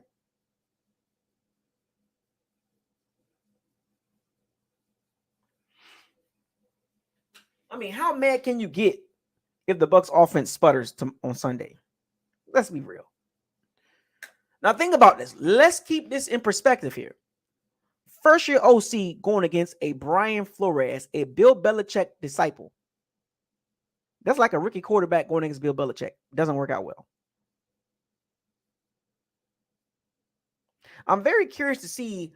I think the biggest thing, what I want to see from the Bucs offense is success. And I'm gonna say that, with a caveat. Now, if the Bucs want to win this game, they're gonna have to put up more than 21 points. That's just the facts. You're not gonna win a lot of games putting up 18 points a game. We do know that. You'll win some games, don't get me wrong, because of the defense. But in some games, you're gonna need to put up 21 points. I think that is a starting point for the Bucs offense. But the biggest thing I want to see from the Bucs is a 17-game season. I want to see improvement every week. And we're going to see that during the game. As the game play along, the Bucs offense will look better. The Bucs will have some 3-and-outs. Some quick ones too. The Bucs will have some unsuccessful run plays. Baker will make some head-scratching throws. But the point is, don't get mad. Don't get like supremely mad and be like, oh, the Bucs are terrible. What is the point? You should know what this season is going to look like. We're not winning the Super Bowl unless some miracle happened and a lot of different variables happen. So let's make that clear. Our ceiling is NFC South champions. After that, who knows? But it ain't great compared to the other teams that's going to be in the playoffs. Now, just like Kevin Garnett says, anything possible. But the reality shows you in history, the probability of teams that look like this, you can't expect too much. This is why I'm telling y'all, in my opinion, my expectations for the Bucs will grow as they grow during the season. So if it's rough, I'm right there with them. It's going to be rough this game. I'm going to make this very clear. It's going to be rough offensively for the Bucs. The Bucs defense is going to have to play lights out.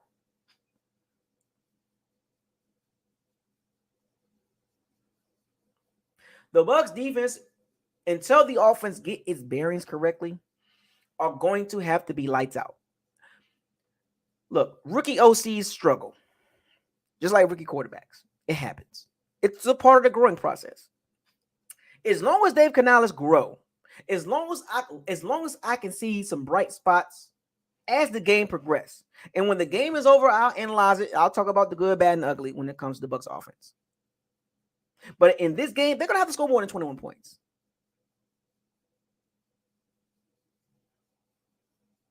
Now, I know we didn't see much in the preseason when it comes to the Bucs offense. I got a chance to go to the training camp, watch the training camp a little bit. And all that's fine and dandy.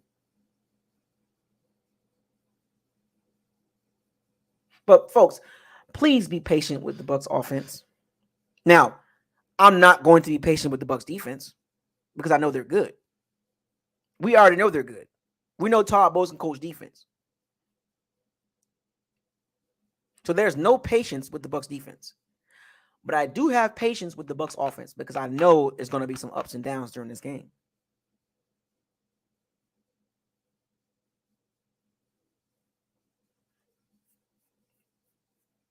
So when you hear me, when I do my live stream with this game, I'm not going to yell. I'm not going to be all overly emotional and all upset. I'm going to watch the comments and I'm going to see how y'all react. But trust me, have some patience with the Bucs offense, please. Please, I'm telling you, especially the running game, especially with the right tackle and the left guard. I mean, the right tackle and the right guard in the center. Have some patience. Let's see how these guys turn out in this offense. The keys for the Bucs in this game to win this game, to have the possibilities to win this game, they need to be able to run the ball.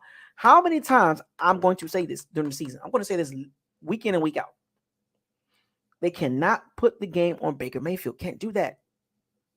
If you want a successful Baker Mayfield, if Dave Canales wants Baker Mayfield to be successful, Rachaad White, Sean Tucker, even Chase Edmonds are going to have to run the ball well. And that O-line is going to have to block. Ryan Jensen is not coming through that door. Ali Marpet is not coming. Alex Kappa is not coming. Donovan Smith definitely not coming.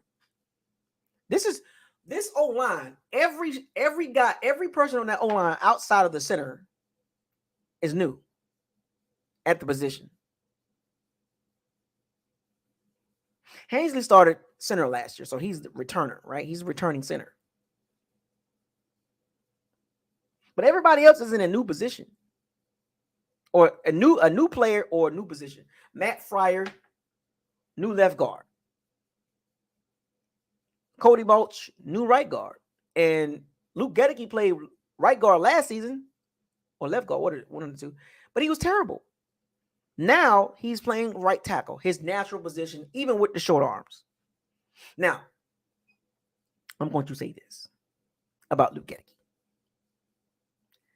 My patience level with Luke Gedeke is getting to the point where it's like Donovan Smith.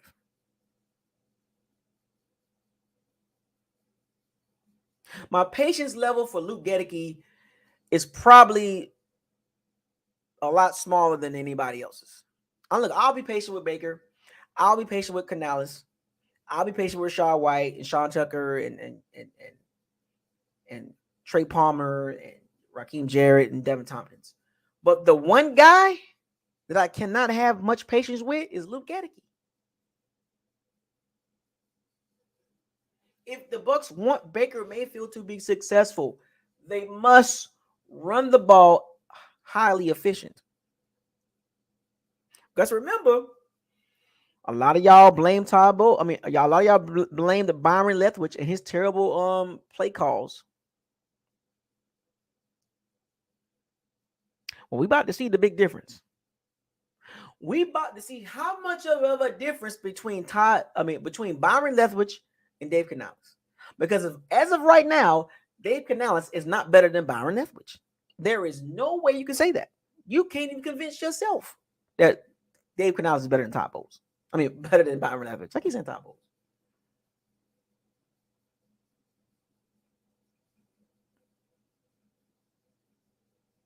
Right, Quentin Brown. I agree. Kadarius Toney. Yikes. Sky Moore. Yikes.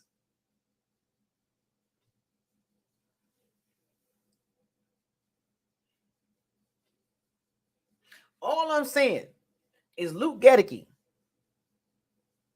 I don't have that much patience with him. I don't. But if the Bucs want to win this game and be successful and score more than 21 points in this game, they need to run the ball efficiently and successful, because you blamed Byron Leftwich last year. Now we're about to see what Dave Canales can do. And at this point, going into the game, you have no evidence to say Dave Canales is better than Byron Leftwich. You don't have anything to go off of. But he's a quarterback coach. who will be calling this first game on Sunday. And from my history, what my history tells me when it comes to rookie OCs, especially OCs that has never called plays, especially OCs that has never called plays at any professional level, it's a problem. And you're going against a top-tier defensive coordinator, a Belichick disciple, who will give you problems. And look, this is not the hack on the Bucs offense. I'm just giving you the facts. Don't get mad at me. This is what the Bucs got to deal with.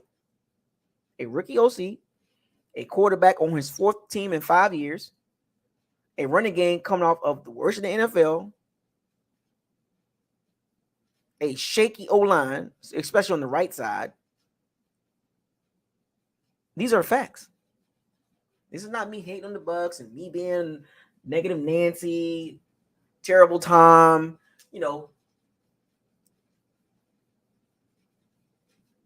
or Downer Dan. This is giving you the facts.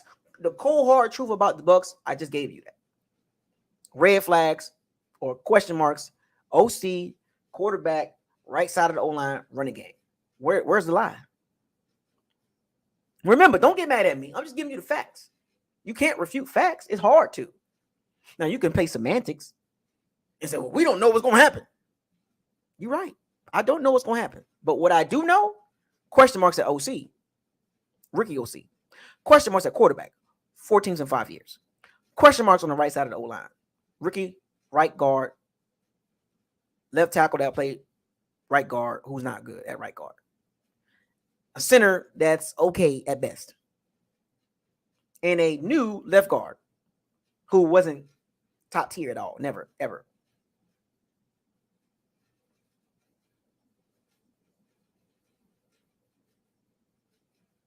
That's what I do know about the Bucs, and that's a fact. Those are facts. I'm crispy with the facts. I know it's tough. It's tough for you to swallow the facts of the Bucs, but those are the facts. Now, can the Bucs move the ball? Sure. They will, because I have the utmost faith in the Bucs receiving core.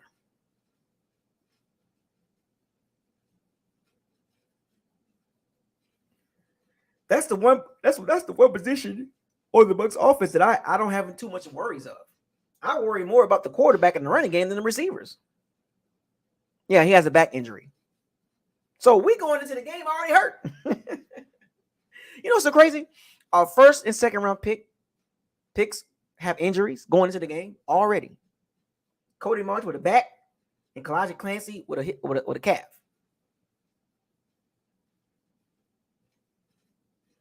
Yeah, that Shaq Mason trade was that was pointless, man. The Bucs they made some 2021 and 2022, man.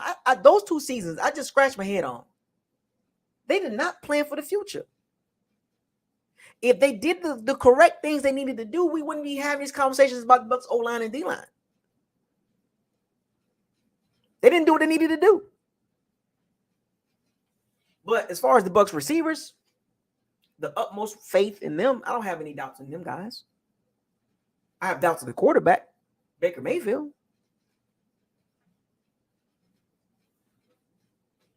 The Bucs receivers will catch the ball. They will move the chains. Now, here's the deal. How explosive plays? I'm very curious in this offense.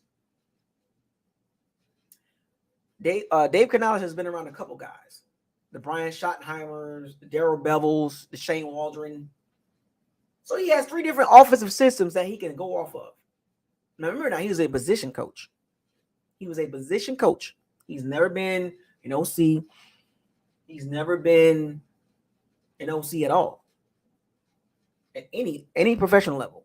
College level, high school, yeah. But he's been around 3 different offensive philosophies. Can he put them all together and figure this out? Because it's going to be rough, folks. I'm going to keep saying this. I'm going to give you a lot of oh wells. Oh, well. 3rd and 7. 5-yard route, 4th and 2. Oh, well. I mean, it comes with the territory because I'm not going to run in here and be like, yeah, the Bucs offense is going to be a beast. Based on what? Minnesota defense is not good. If the Bucs can't move the ball against Minnesota's defense, we in trouble. I'm going to keep it real. We should be able to move the ball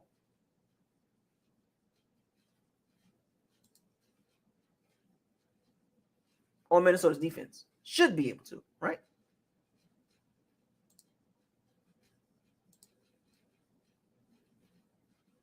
If the Bucs can't move the ball against Minnesota's defense, we in trouble. Minnesota defense, they only got 2 guys, Harrison Smith and Danielle Hunter. That's really, really good. The Bucs defense is way better than the Minnesota defense. Way better. Way better. More players, more impact players. But the Bucs defense cannot be on that field 35 minutes because of the Bucs offense with a bunch of 3 and outs because they're trying to figure things out. It just comes with the territory, though. Do you hear me?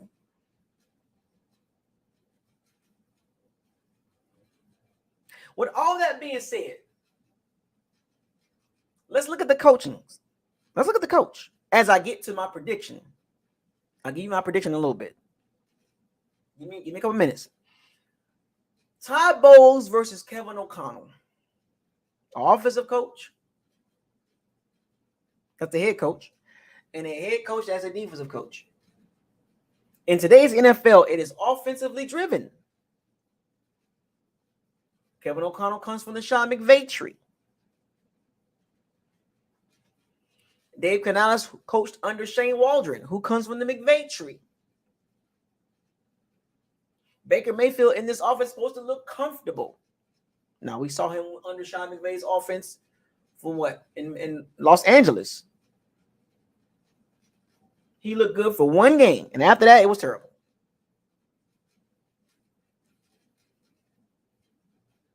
Four teams in 5 years. How far can we go with that? I don't see a lot of great quarterbacks at this stage of their career on 4 teams in 5 years. I've never seen a great quarterback play for 4 teams in 5 years. Now let that sink in for a second. And that's a fact. Name me a quarterback who's been on 4 teams in 5 years. That's an elite quarterback. Don't worry, I'll wait. Because when you look at the situation at hand, the coaching staff, every game I'm going to talk about this. Coaching. Who is the better coach? Who is the better coach? Kevin O'Connell or Todd Bowles? Let me ask y'all that question. Who's the better coach? Take your Bucs cap off, your Bucs fan cap off, and put your football cap on. Who's the better coach? Kevin O'Connell or Todd Bowles? Let's be real.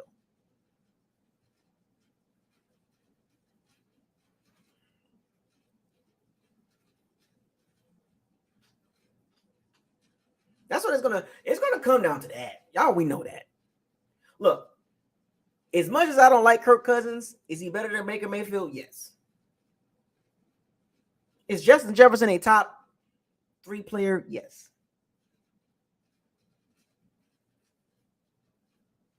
Is Danielle Hunter the best pass rusher on the field? Yes.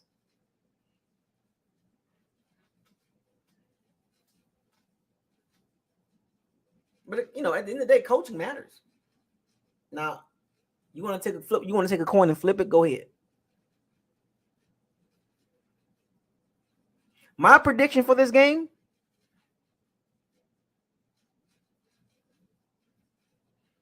is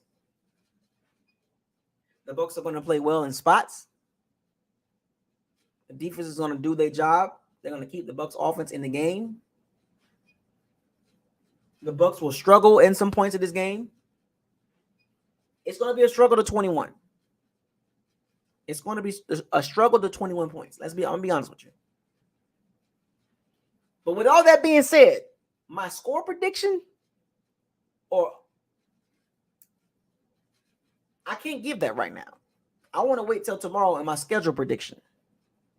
How does that sound? All that I talked about, and I haven't gave y'all my prediction. You got to wait till tomorrow. Stay tuned on who I got winning this game.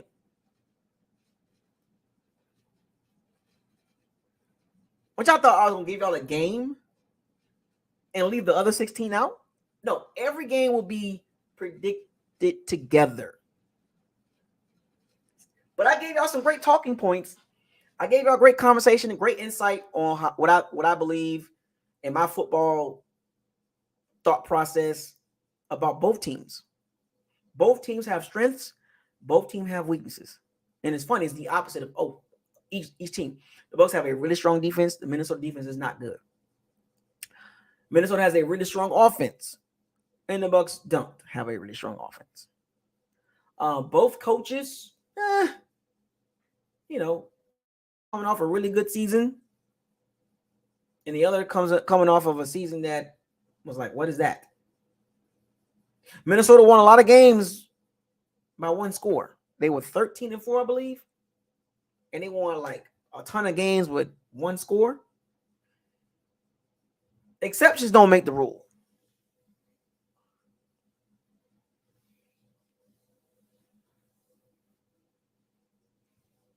All I'm saying is my prediction will be tomorrow along with the schedule prediction.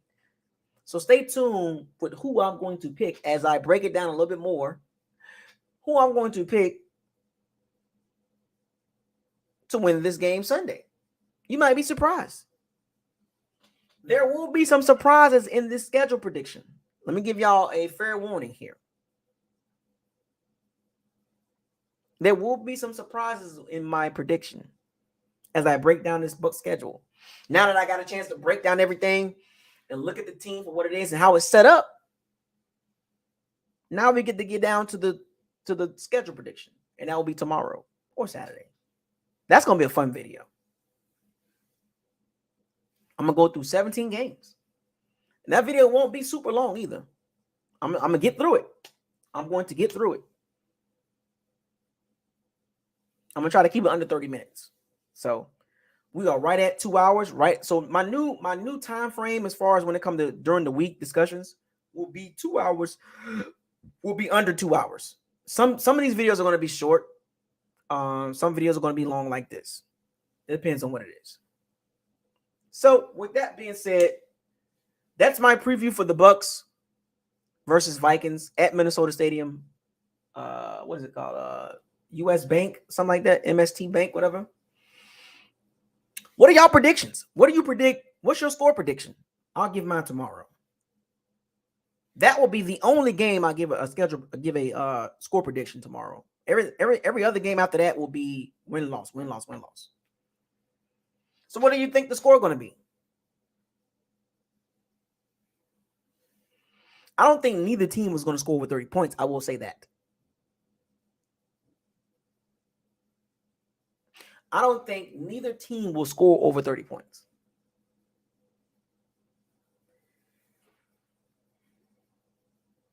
What's your score prediction? So Johnny R. Johnson has 24-7. The Bucs by 7 forced 2 turnovers. So here's the thing. Let me say this. When you have the thing about this league, and I know the Chiefs just lost this game. As a matter of fact, side note, the Saints the Saints 4th-string quarterback or 3rd-string quarterback popped for PEDs. Jake Haener popped for PEDs. He got suspended for 6 games for popping for PEDs. Huh, Saints fans? Weren't you the ones capping for Jake Haener to be the backup? Or maybe even the starter?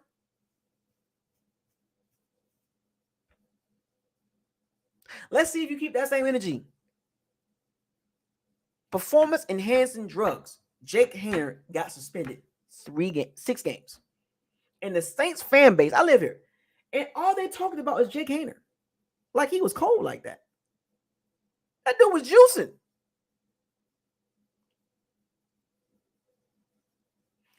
Yes, exactly, Johnny R. Johnson. He was juicing.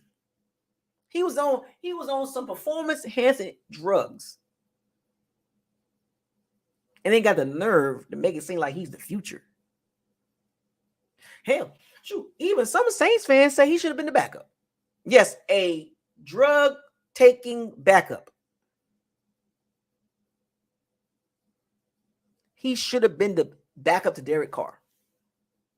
Saints media talked about it. Saints fan base talked about it. So why are they so quiet about their third-string quarterback get suspended for 6 games for PEDs? That's the guy you want to be your backup? Oh, I get it. Because he looked like Drew Brees. Short. Not a big arm. I watched Jake Haener at Fresno State. Meh, at best. Low ceiling. I'm going to tell you right now. I'll take Mahomes. And I'm going to put these quarterbacks in a I'm going to put these quarterbacks in. These starting quarterbacks are the type of quarterbacks I like. I don't know about you. This is why I'm not a big fan of Baker. But give me Mahomes. Give me Allen. Give me Justin Herbert.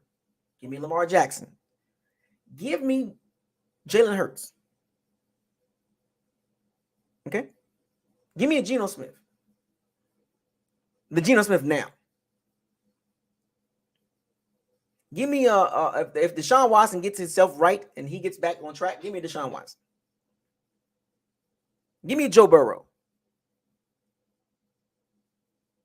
Okay? I'm not rocking with quarterbacks like Derek Carr, Andy Dalton's, even the Jared Goffs, the Kirk Cousins, the Joshua Dobbs, the Ryan Tannehills, okay, the Jimmy Garoppolo's. You want to know why? I'm going to tell you why. Because they have a low ceiling. Even Chris Collinsworth spoke about it tonight. Or is it Mike Tirico? One of the two. I mean, Jared Goff was playing, but it's like, okay, where's the wild plays? Give me the quarterbacks that's going to give me wild plays over the game managers. Game managers will win you some games. Don't get me wrong.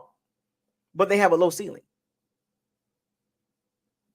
Because sometimes your quarterback will have to win you the game.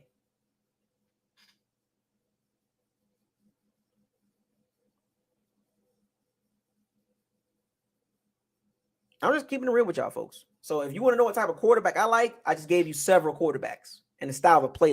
The style of play, because those guys are going to give me explosive plays.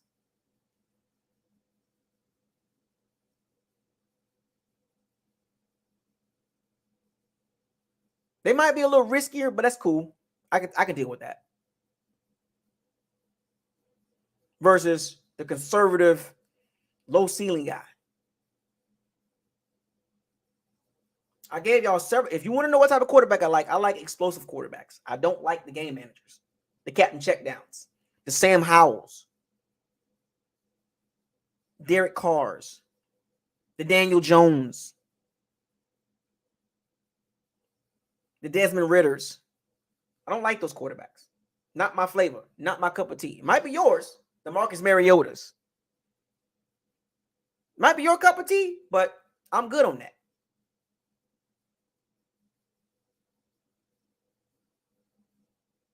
I'm just keeping it real with y'all. David Mills. Remember him from last year, the starter from Texans?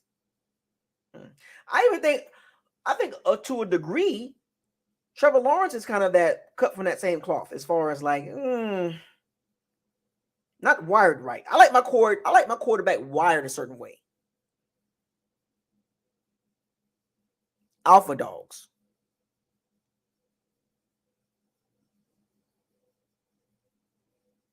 You know what I'm saying? So anyway, that's my take on it. So watching that game tonight, we're going to be playing the Lions weeks from now. The Lions are going to be a problem, even with Jared Goff, who I'm not a fan of. As a matter of fact, what did he look like tonight? What did Jared Goff look like tonight?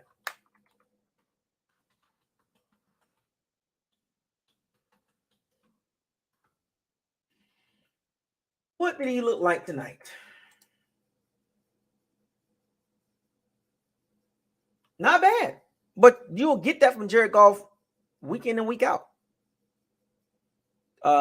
22 for 35, 250 yards, 7 yards to completion, 1 touchdown. Steady as you go. But the biggest reason why the Lions won this game, defense, specifically in the trenches, offensively and defensively. Shout out to Aaron Glenn. Shout out to Aaron Glenn and that Lions defense. Shout out to Dan Campbell. Congratulations. Great job in coaching on the road. They deserve that game. And one of the biggest reasons why the Chiefs lost that game is they couldn't run the ball. Exactly, Lightning Films. I'm glad you brought that up. Out of them 253 yards, how many of those yards were yak from the Lions receiver? See, you got yak quarterbacks. Then you got quarterbacks that can actually make the throws. Not those 5-yard throws that turn into 20-yard gains. I'm talking about 20-yard throws. Goff had a lot of yak help tonight. The Lions ran the ball 34 times. Here's the beauty part about the Lions. The Lions threw the ball 35 times and they ran the ball 34 times. You want to talk about balance?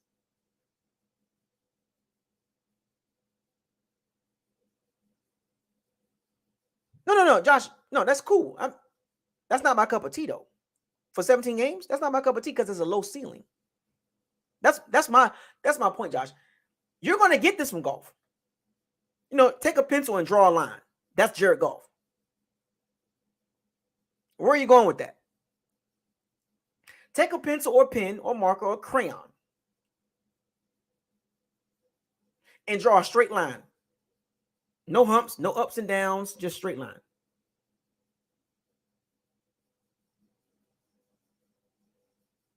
That's Goff. Kirk Cousins, Jared Goff, Derek Carr, Jimmy Garoppolo. I don't want that type of quarterback because that's a low ceiling. The Lions ran the ball 34 times. They passed the ball 35 times. They had 360 yards total offense. Even though the Lions averaged 3.5 yards a carry, they ran the ball 34 times.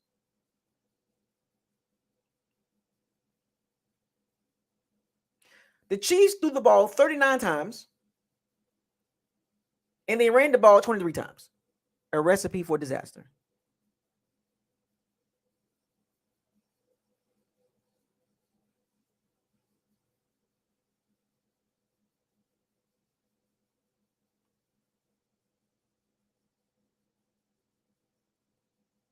The Chiefs ran the ball 23 times. Threw the ball 39 times. You want to talk about unbalanced?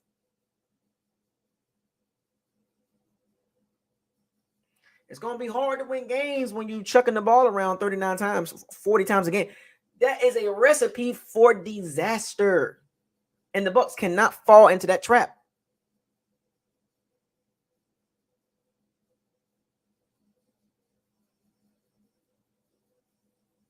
Exactly. Thank you for making my point. I'm gonna put your post up there. Let me put your post up there. Oh yeah, 7 of those Lions points came from the defense. So offensively, the Lions scored 14 points.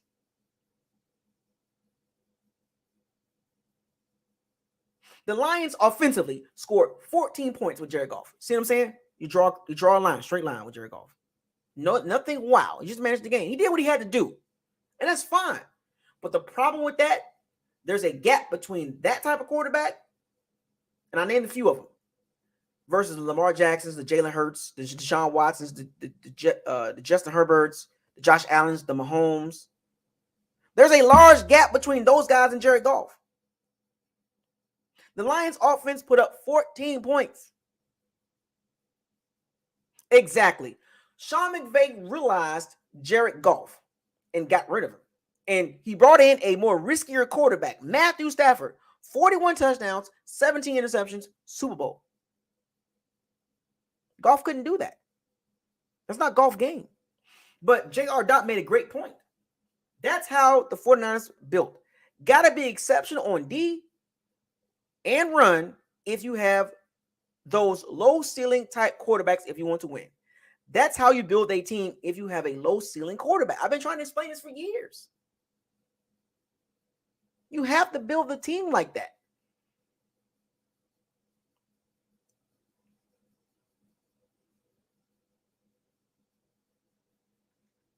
Thank you, JR Dot, for making my point. Lightning Films with another point.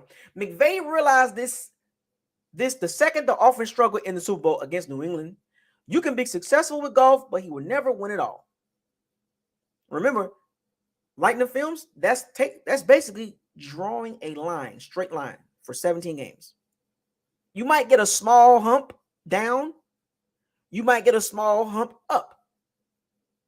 But it's not going to be these big jumps. That's Jared Goff, Kirk Cousins, Jimmy Garoppolo, Derek Carr, Daniel Jones, Sam Howell, Desmond Ridder, even to a degree, Trevor Lawrence.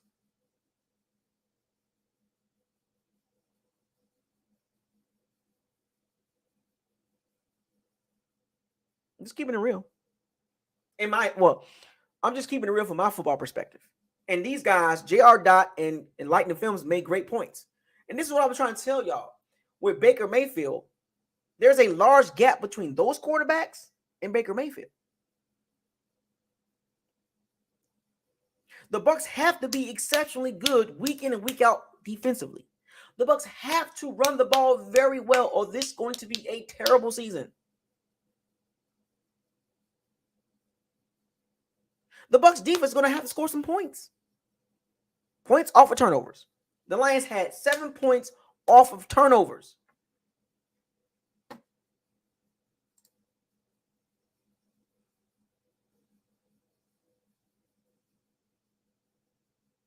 The Lions were 5 for 15 on third downs. The Chiefs was 5 for 14. Shout out to the Lions defense.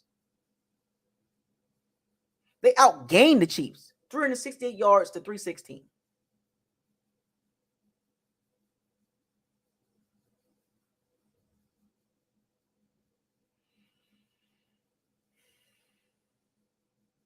And they won the time of possession. The Lions had the ball for 32 minutes and 38 seconds. They had the ball 5 more minutes or 4 minutes, or 5 minutes more, 5 minutes and 16 seconds more than the Chiefs.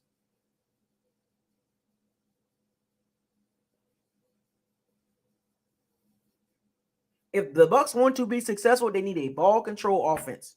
Run the ball, pass the ball. I think this might be a blessing in disguise for the Bucs offense. It might not be explosive as it used to be, but I think the Bucs offense could have the potential to be more efficient. Third downs, red zone. I'm going to be watching that so closely throughout the season.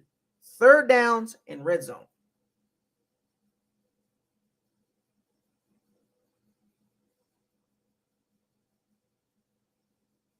The Bucs, and to be honest with you, the Bucs might have to win a few games just like this. Balanced attack. If the Bucs have 32 pass attempts, the Bucs got to have 32 run attempts. I don't care if it's 32 attempts for 79 yards. Run the ball. Do not do what Byron Leftwich did.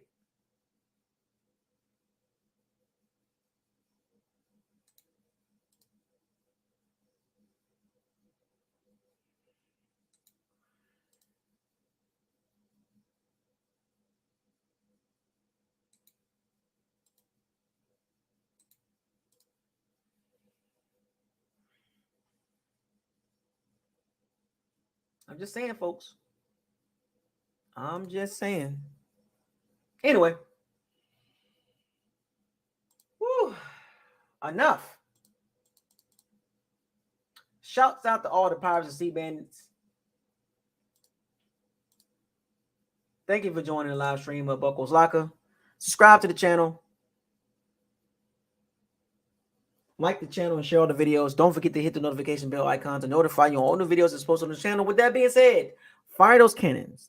Seize the day. Raise the flag. Tomorrow or Saturday, my schedule predictions. Stay tuned for that video. Fire the cannons. Seize the day. Raise the flag. Hashtag questions. Hashtag football is here. Hashtag life after Brady and friends. Hashtag O-line. Hashtag trenches matter. Hashtag don't get mad at me. Hashtag facts over feelings. Hashtag probability versus possibility. Hashtag reality versus optimism. Hashtag why. Folks, it's going to be a great season. Don't get mad at me. Please don't. I'm not for that. But I'll see y'all soon. Either tomorrow. Oh, yeah. Hashtag pay Mike. Somebody pay him, please. Can somebody pay Mike Evans? Can somebody pay him? Bucs, you are on the clock. Tomorrow, that contract needs to be signed by Saturday. So tomorrow, have that paperwork signed. With that being said, I'm out. I'll see y'all soon.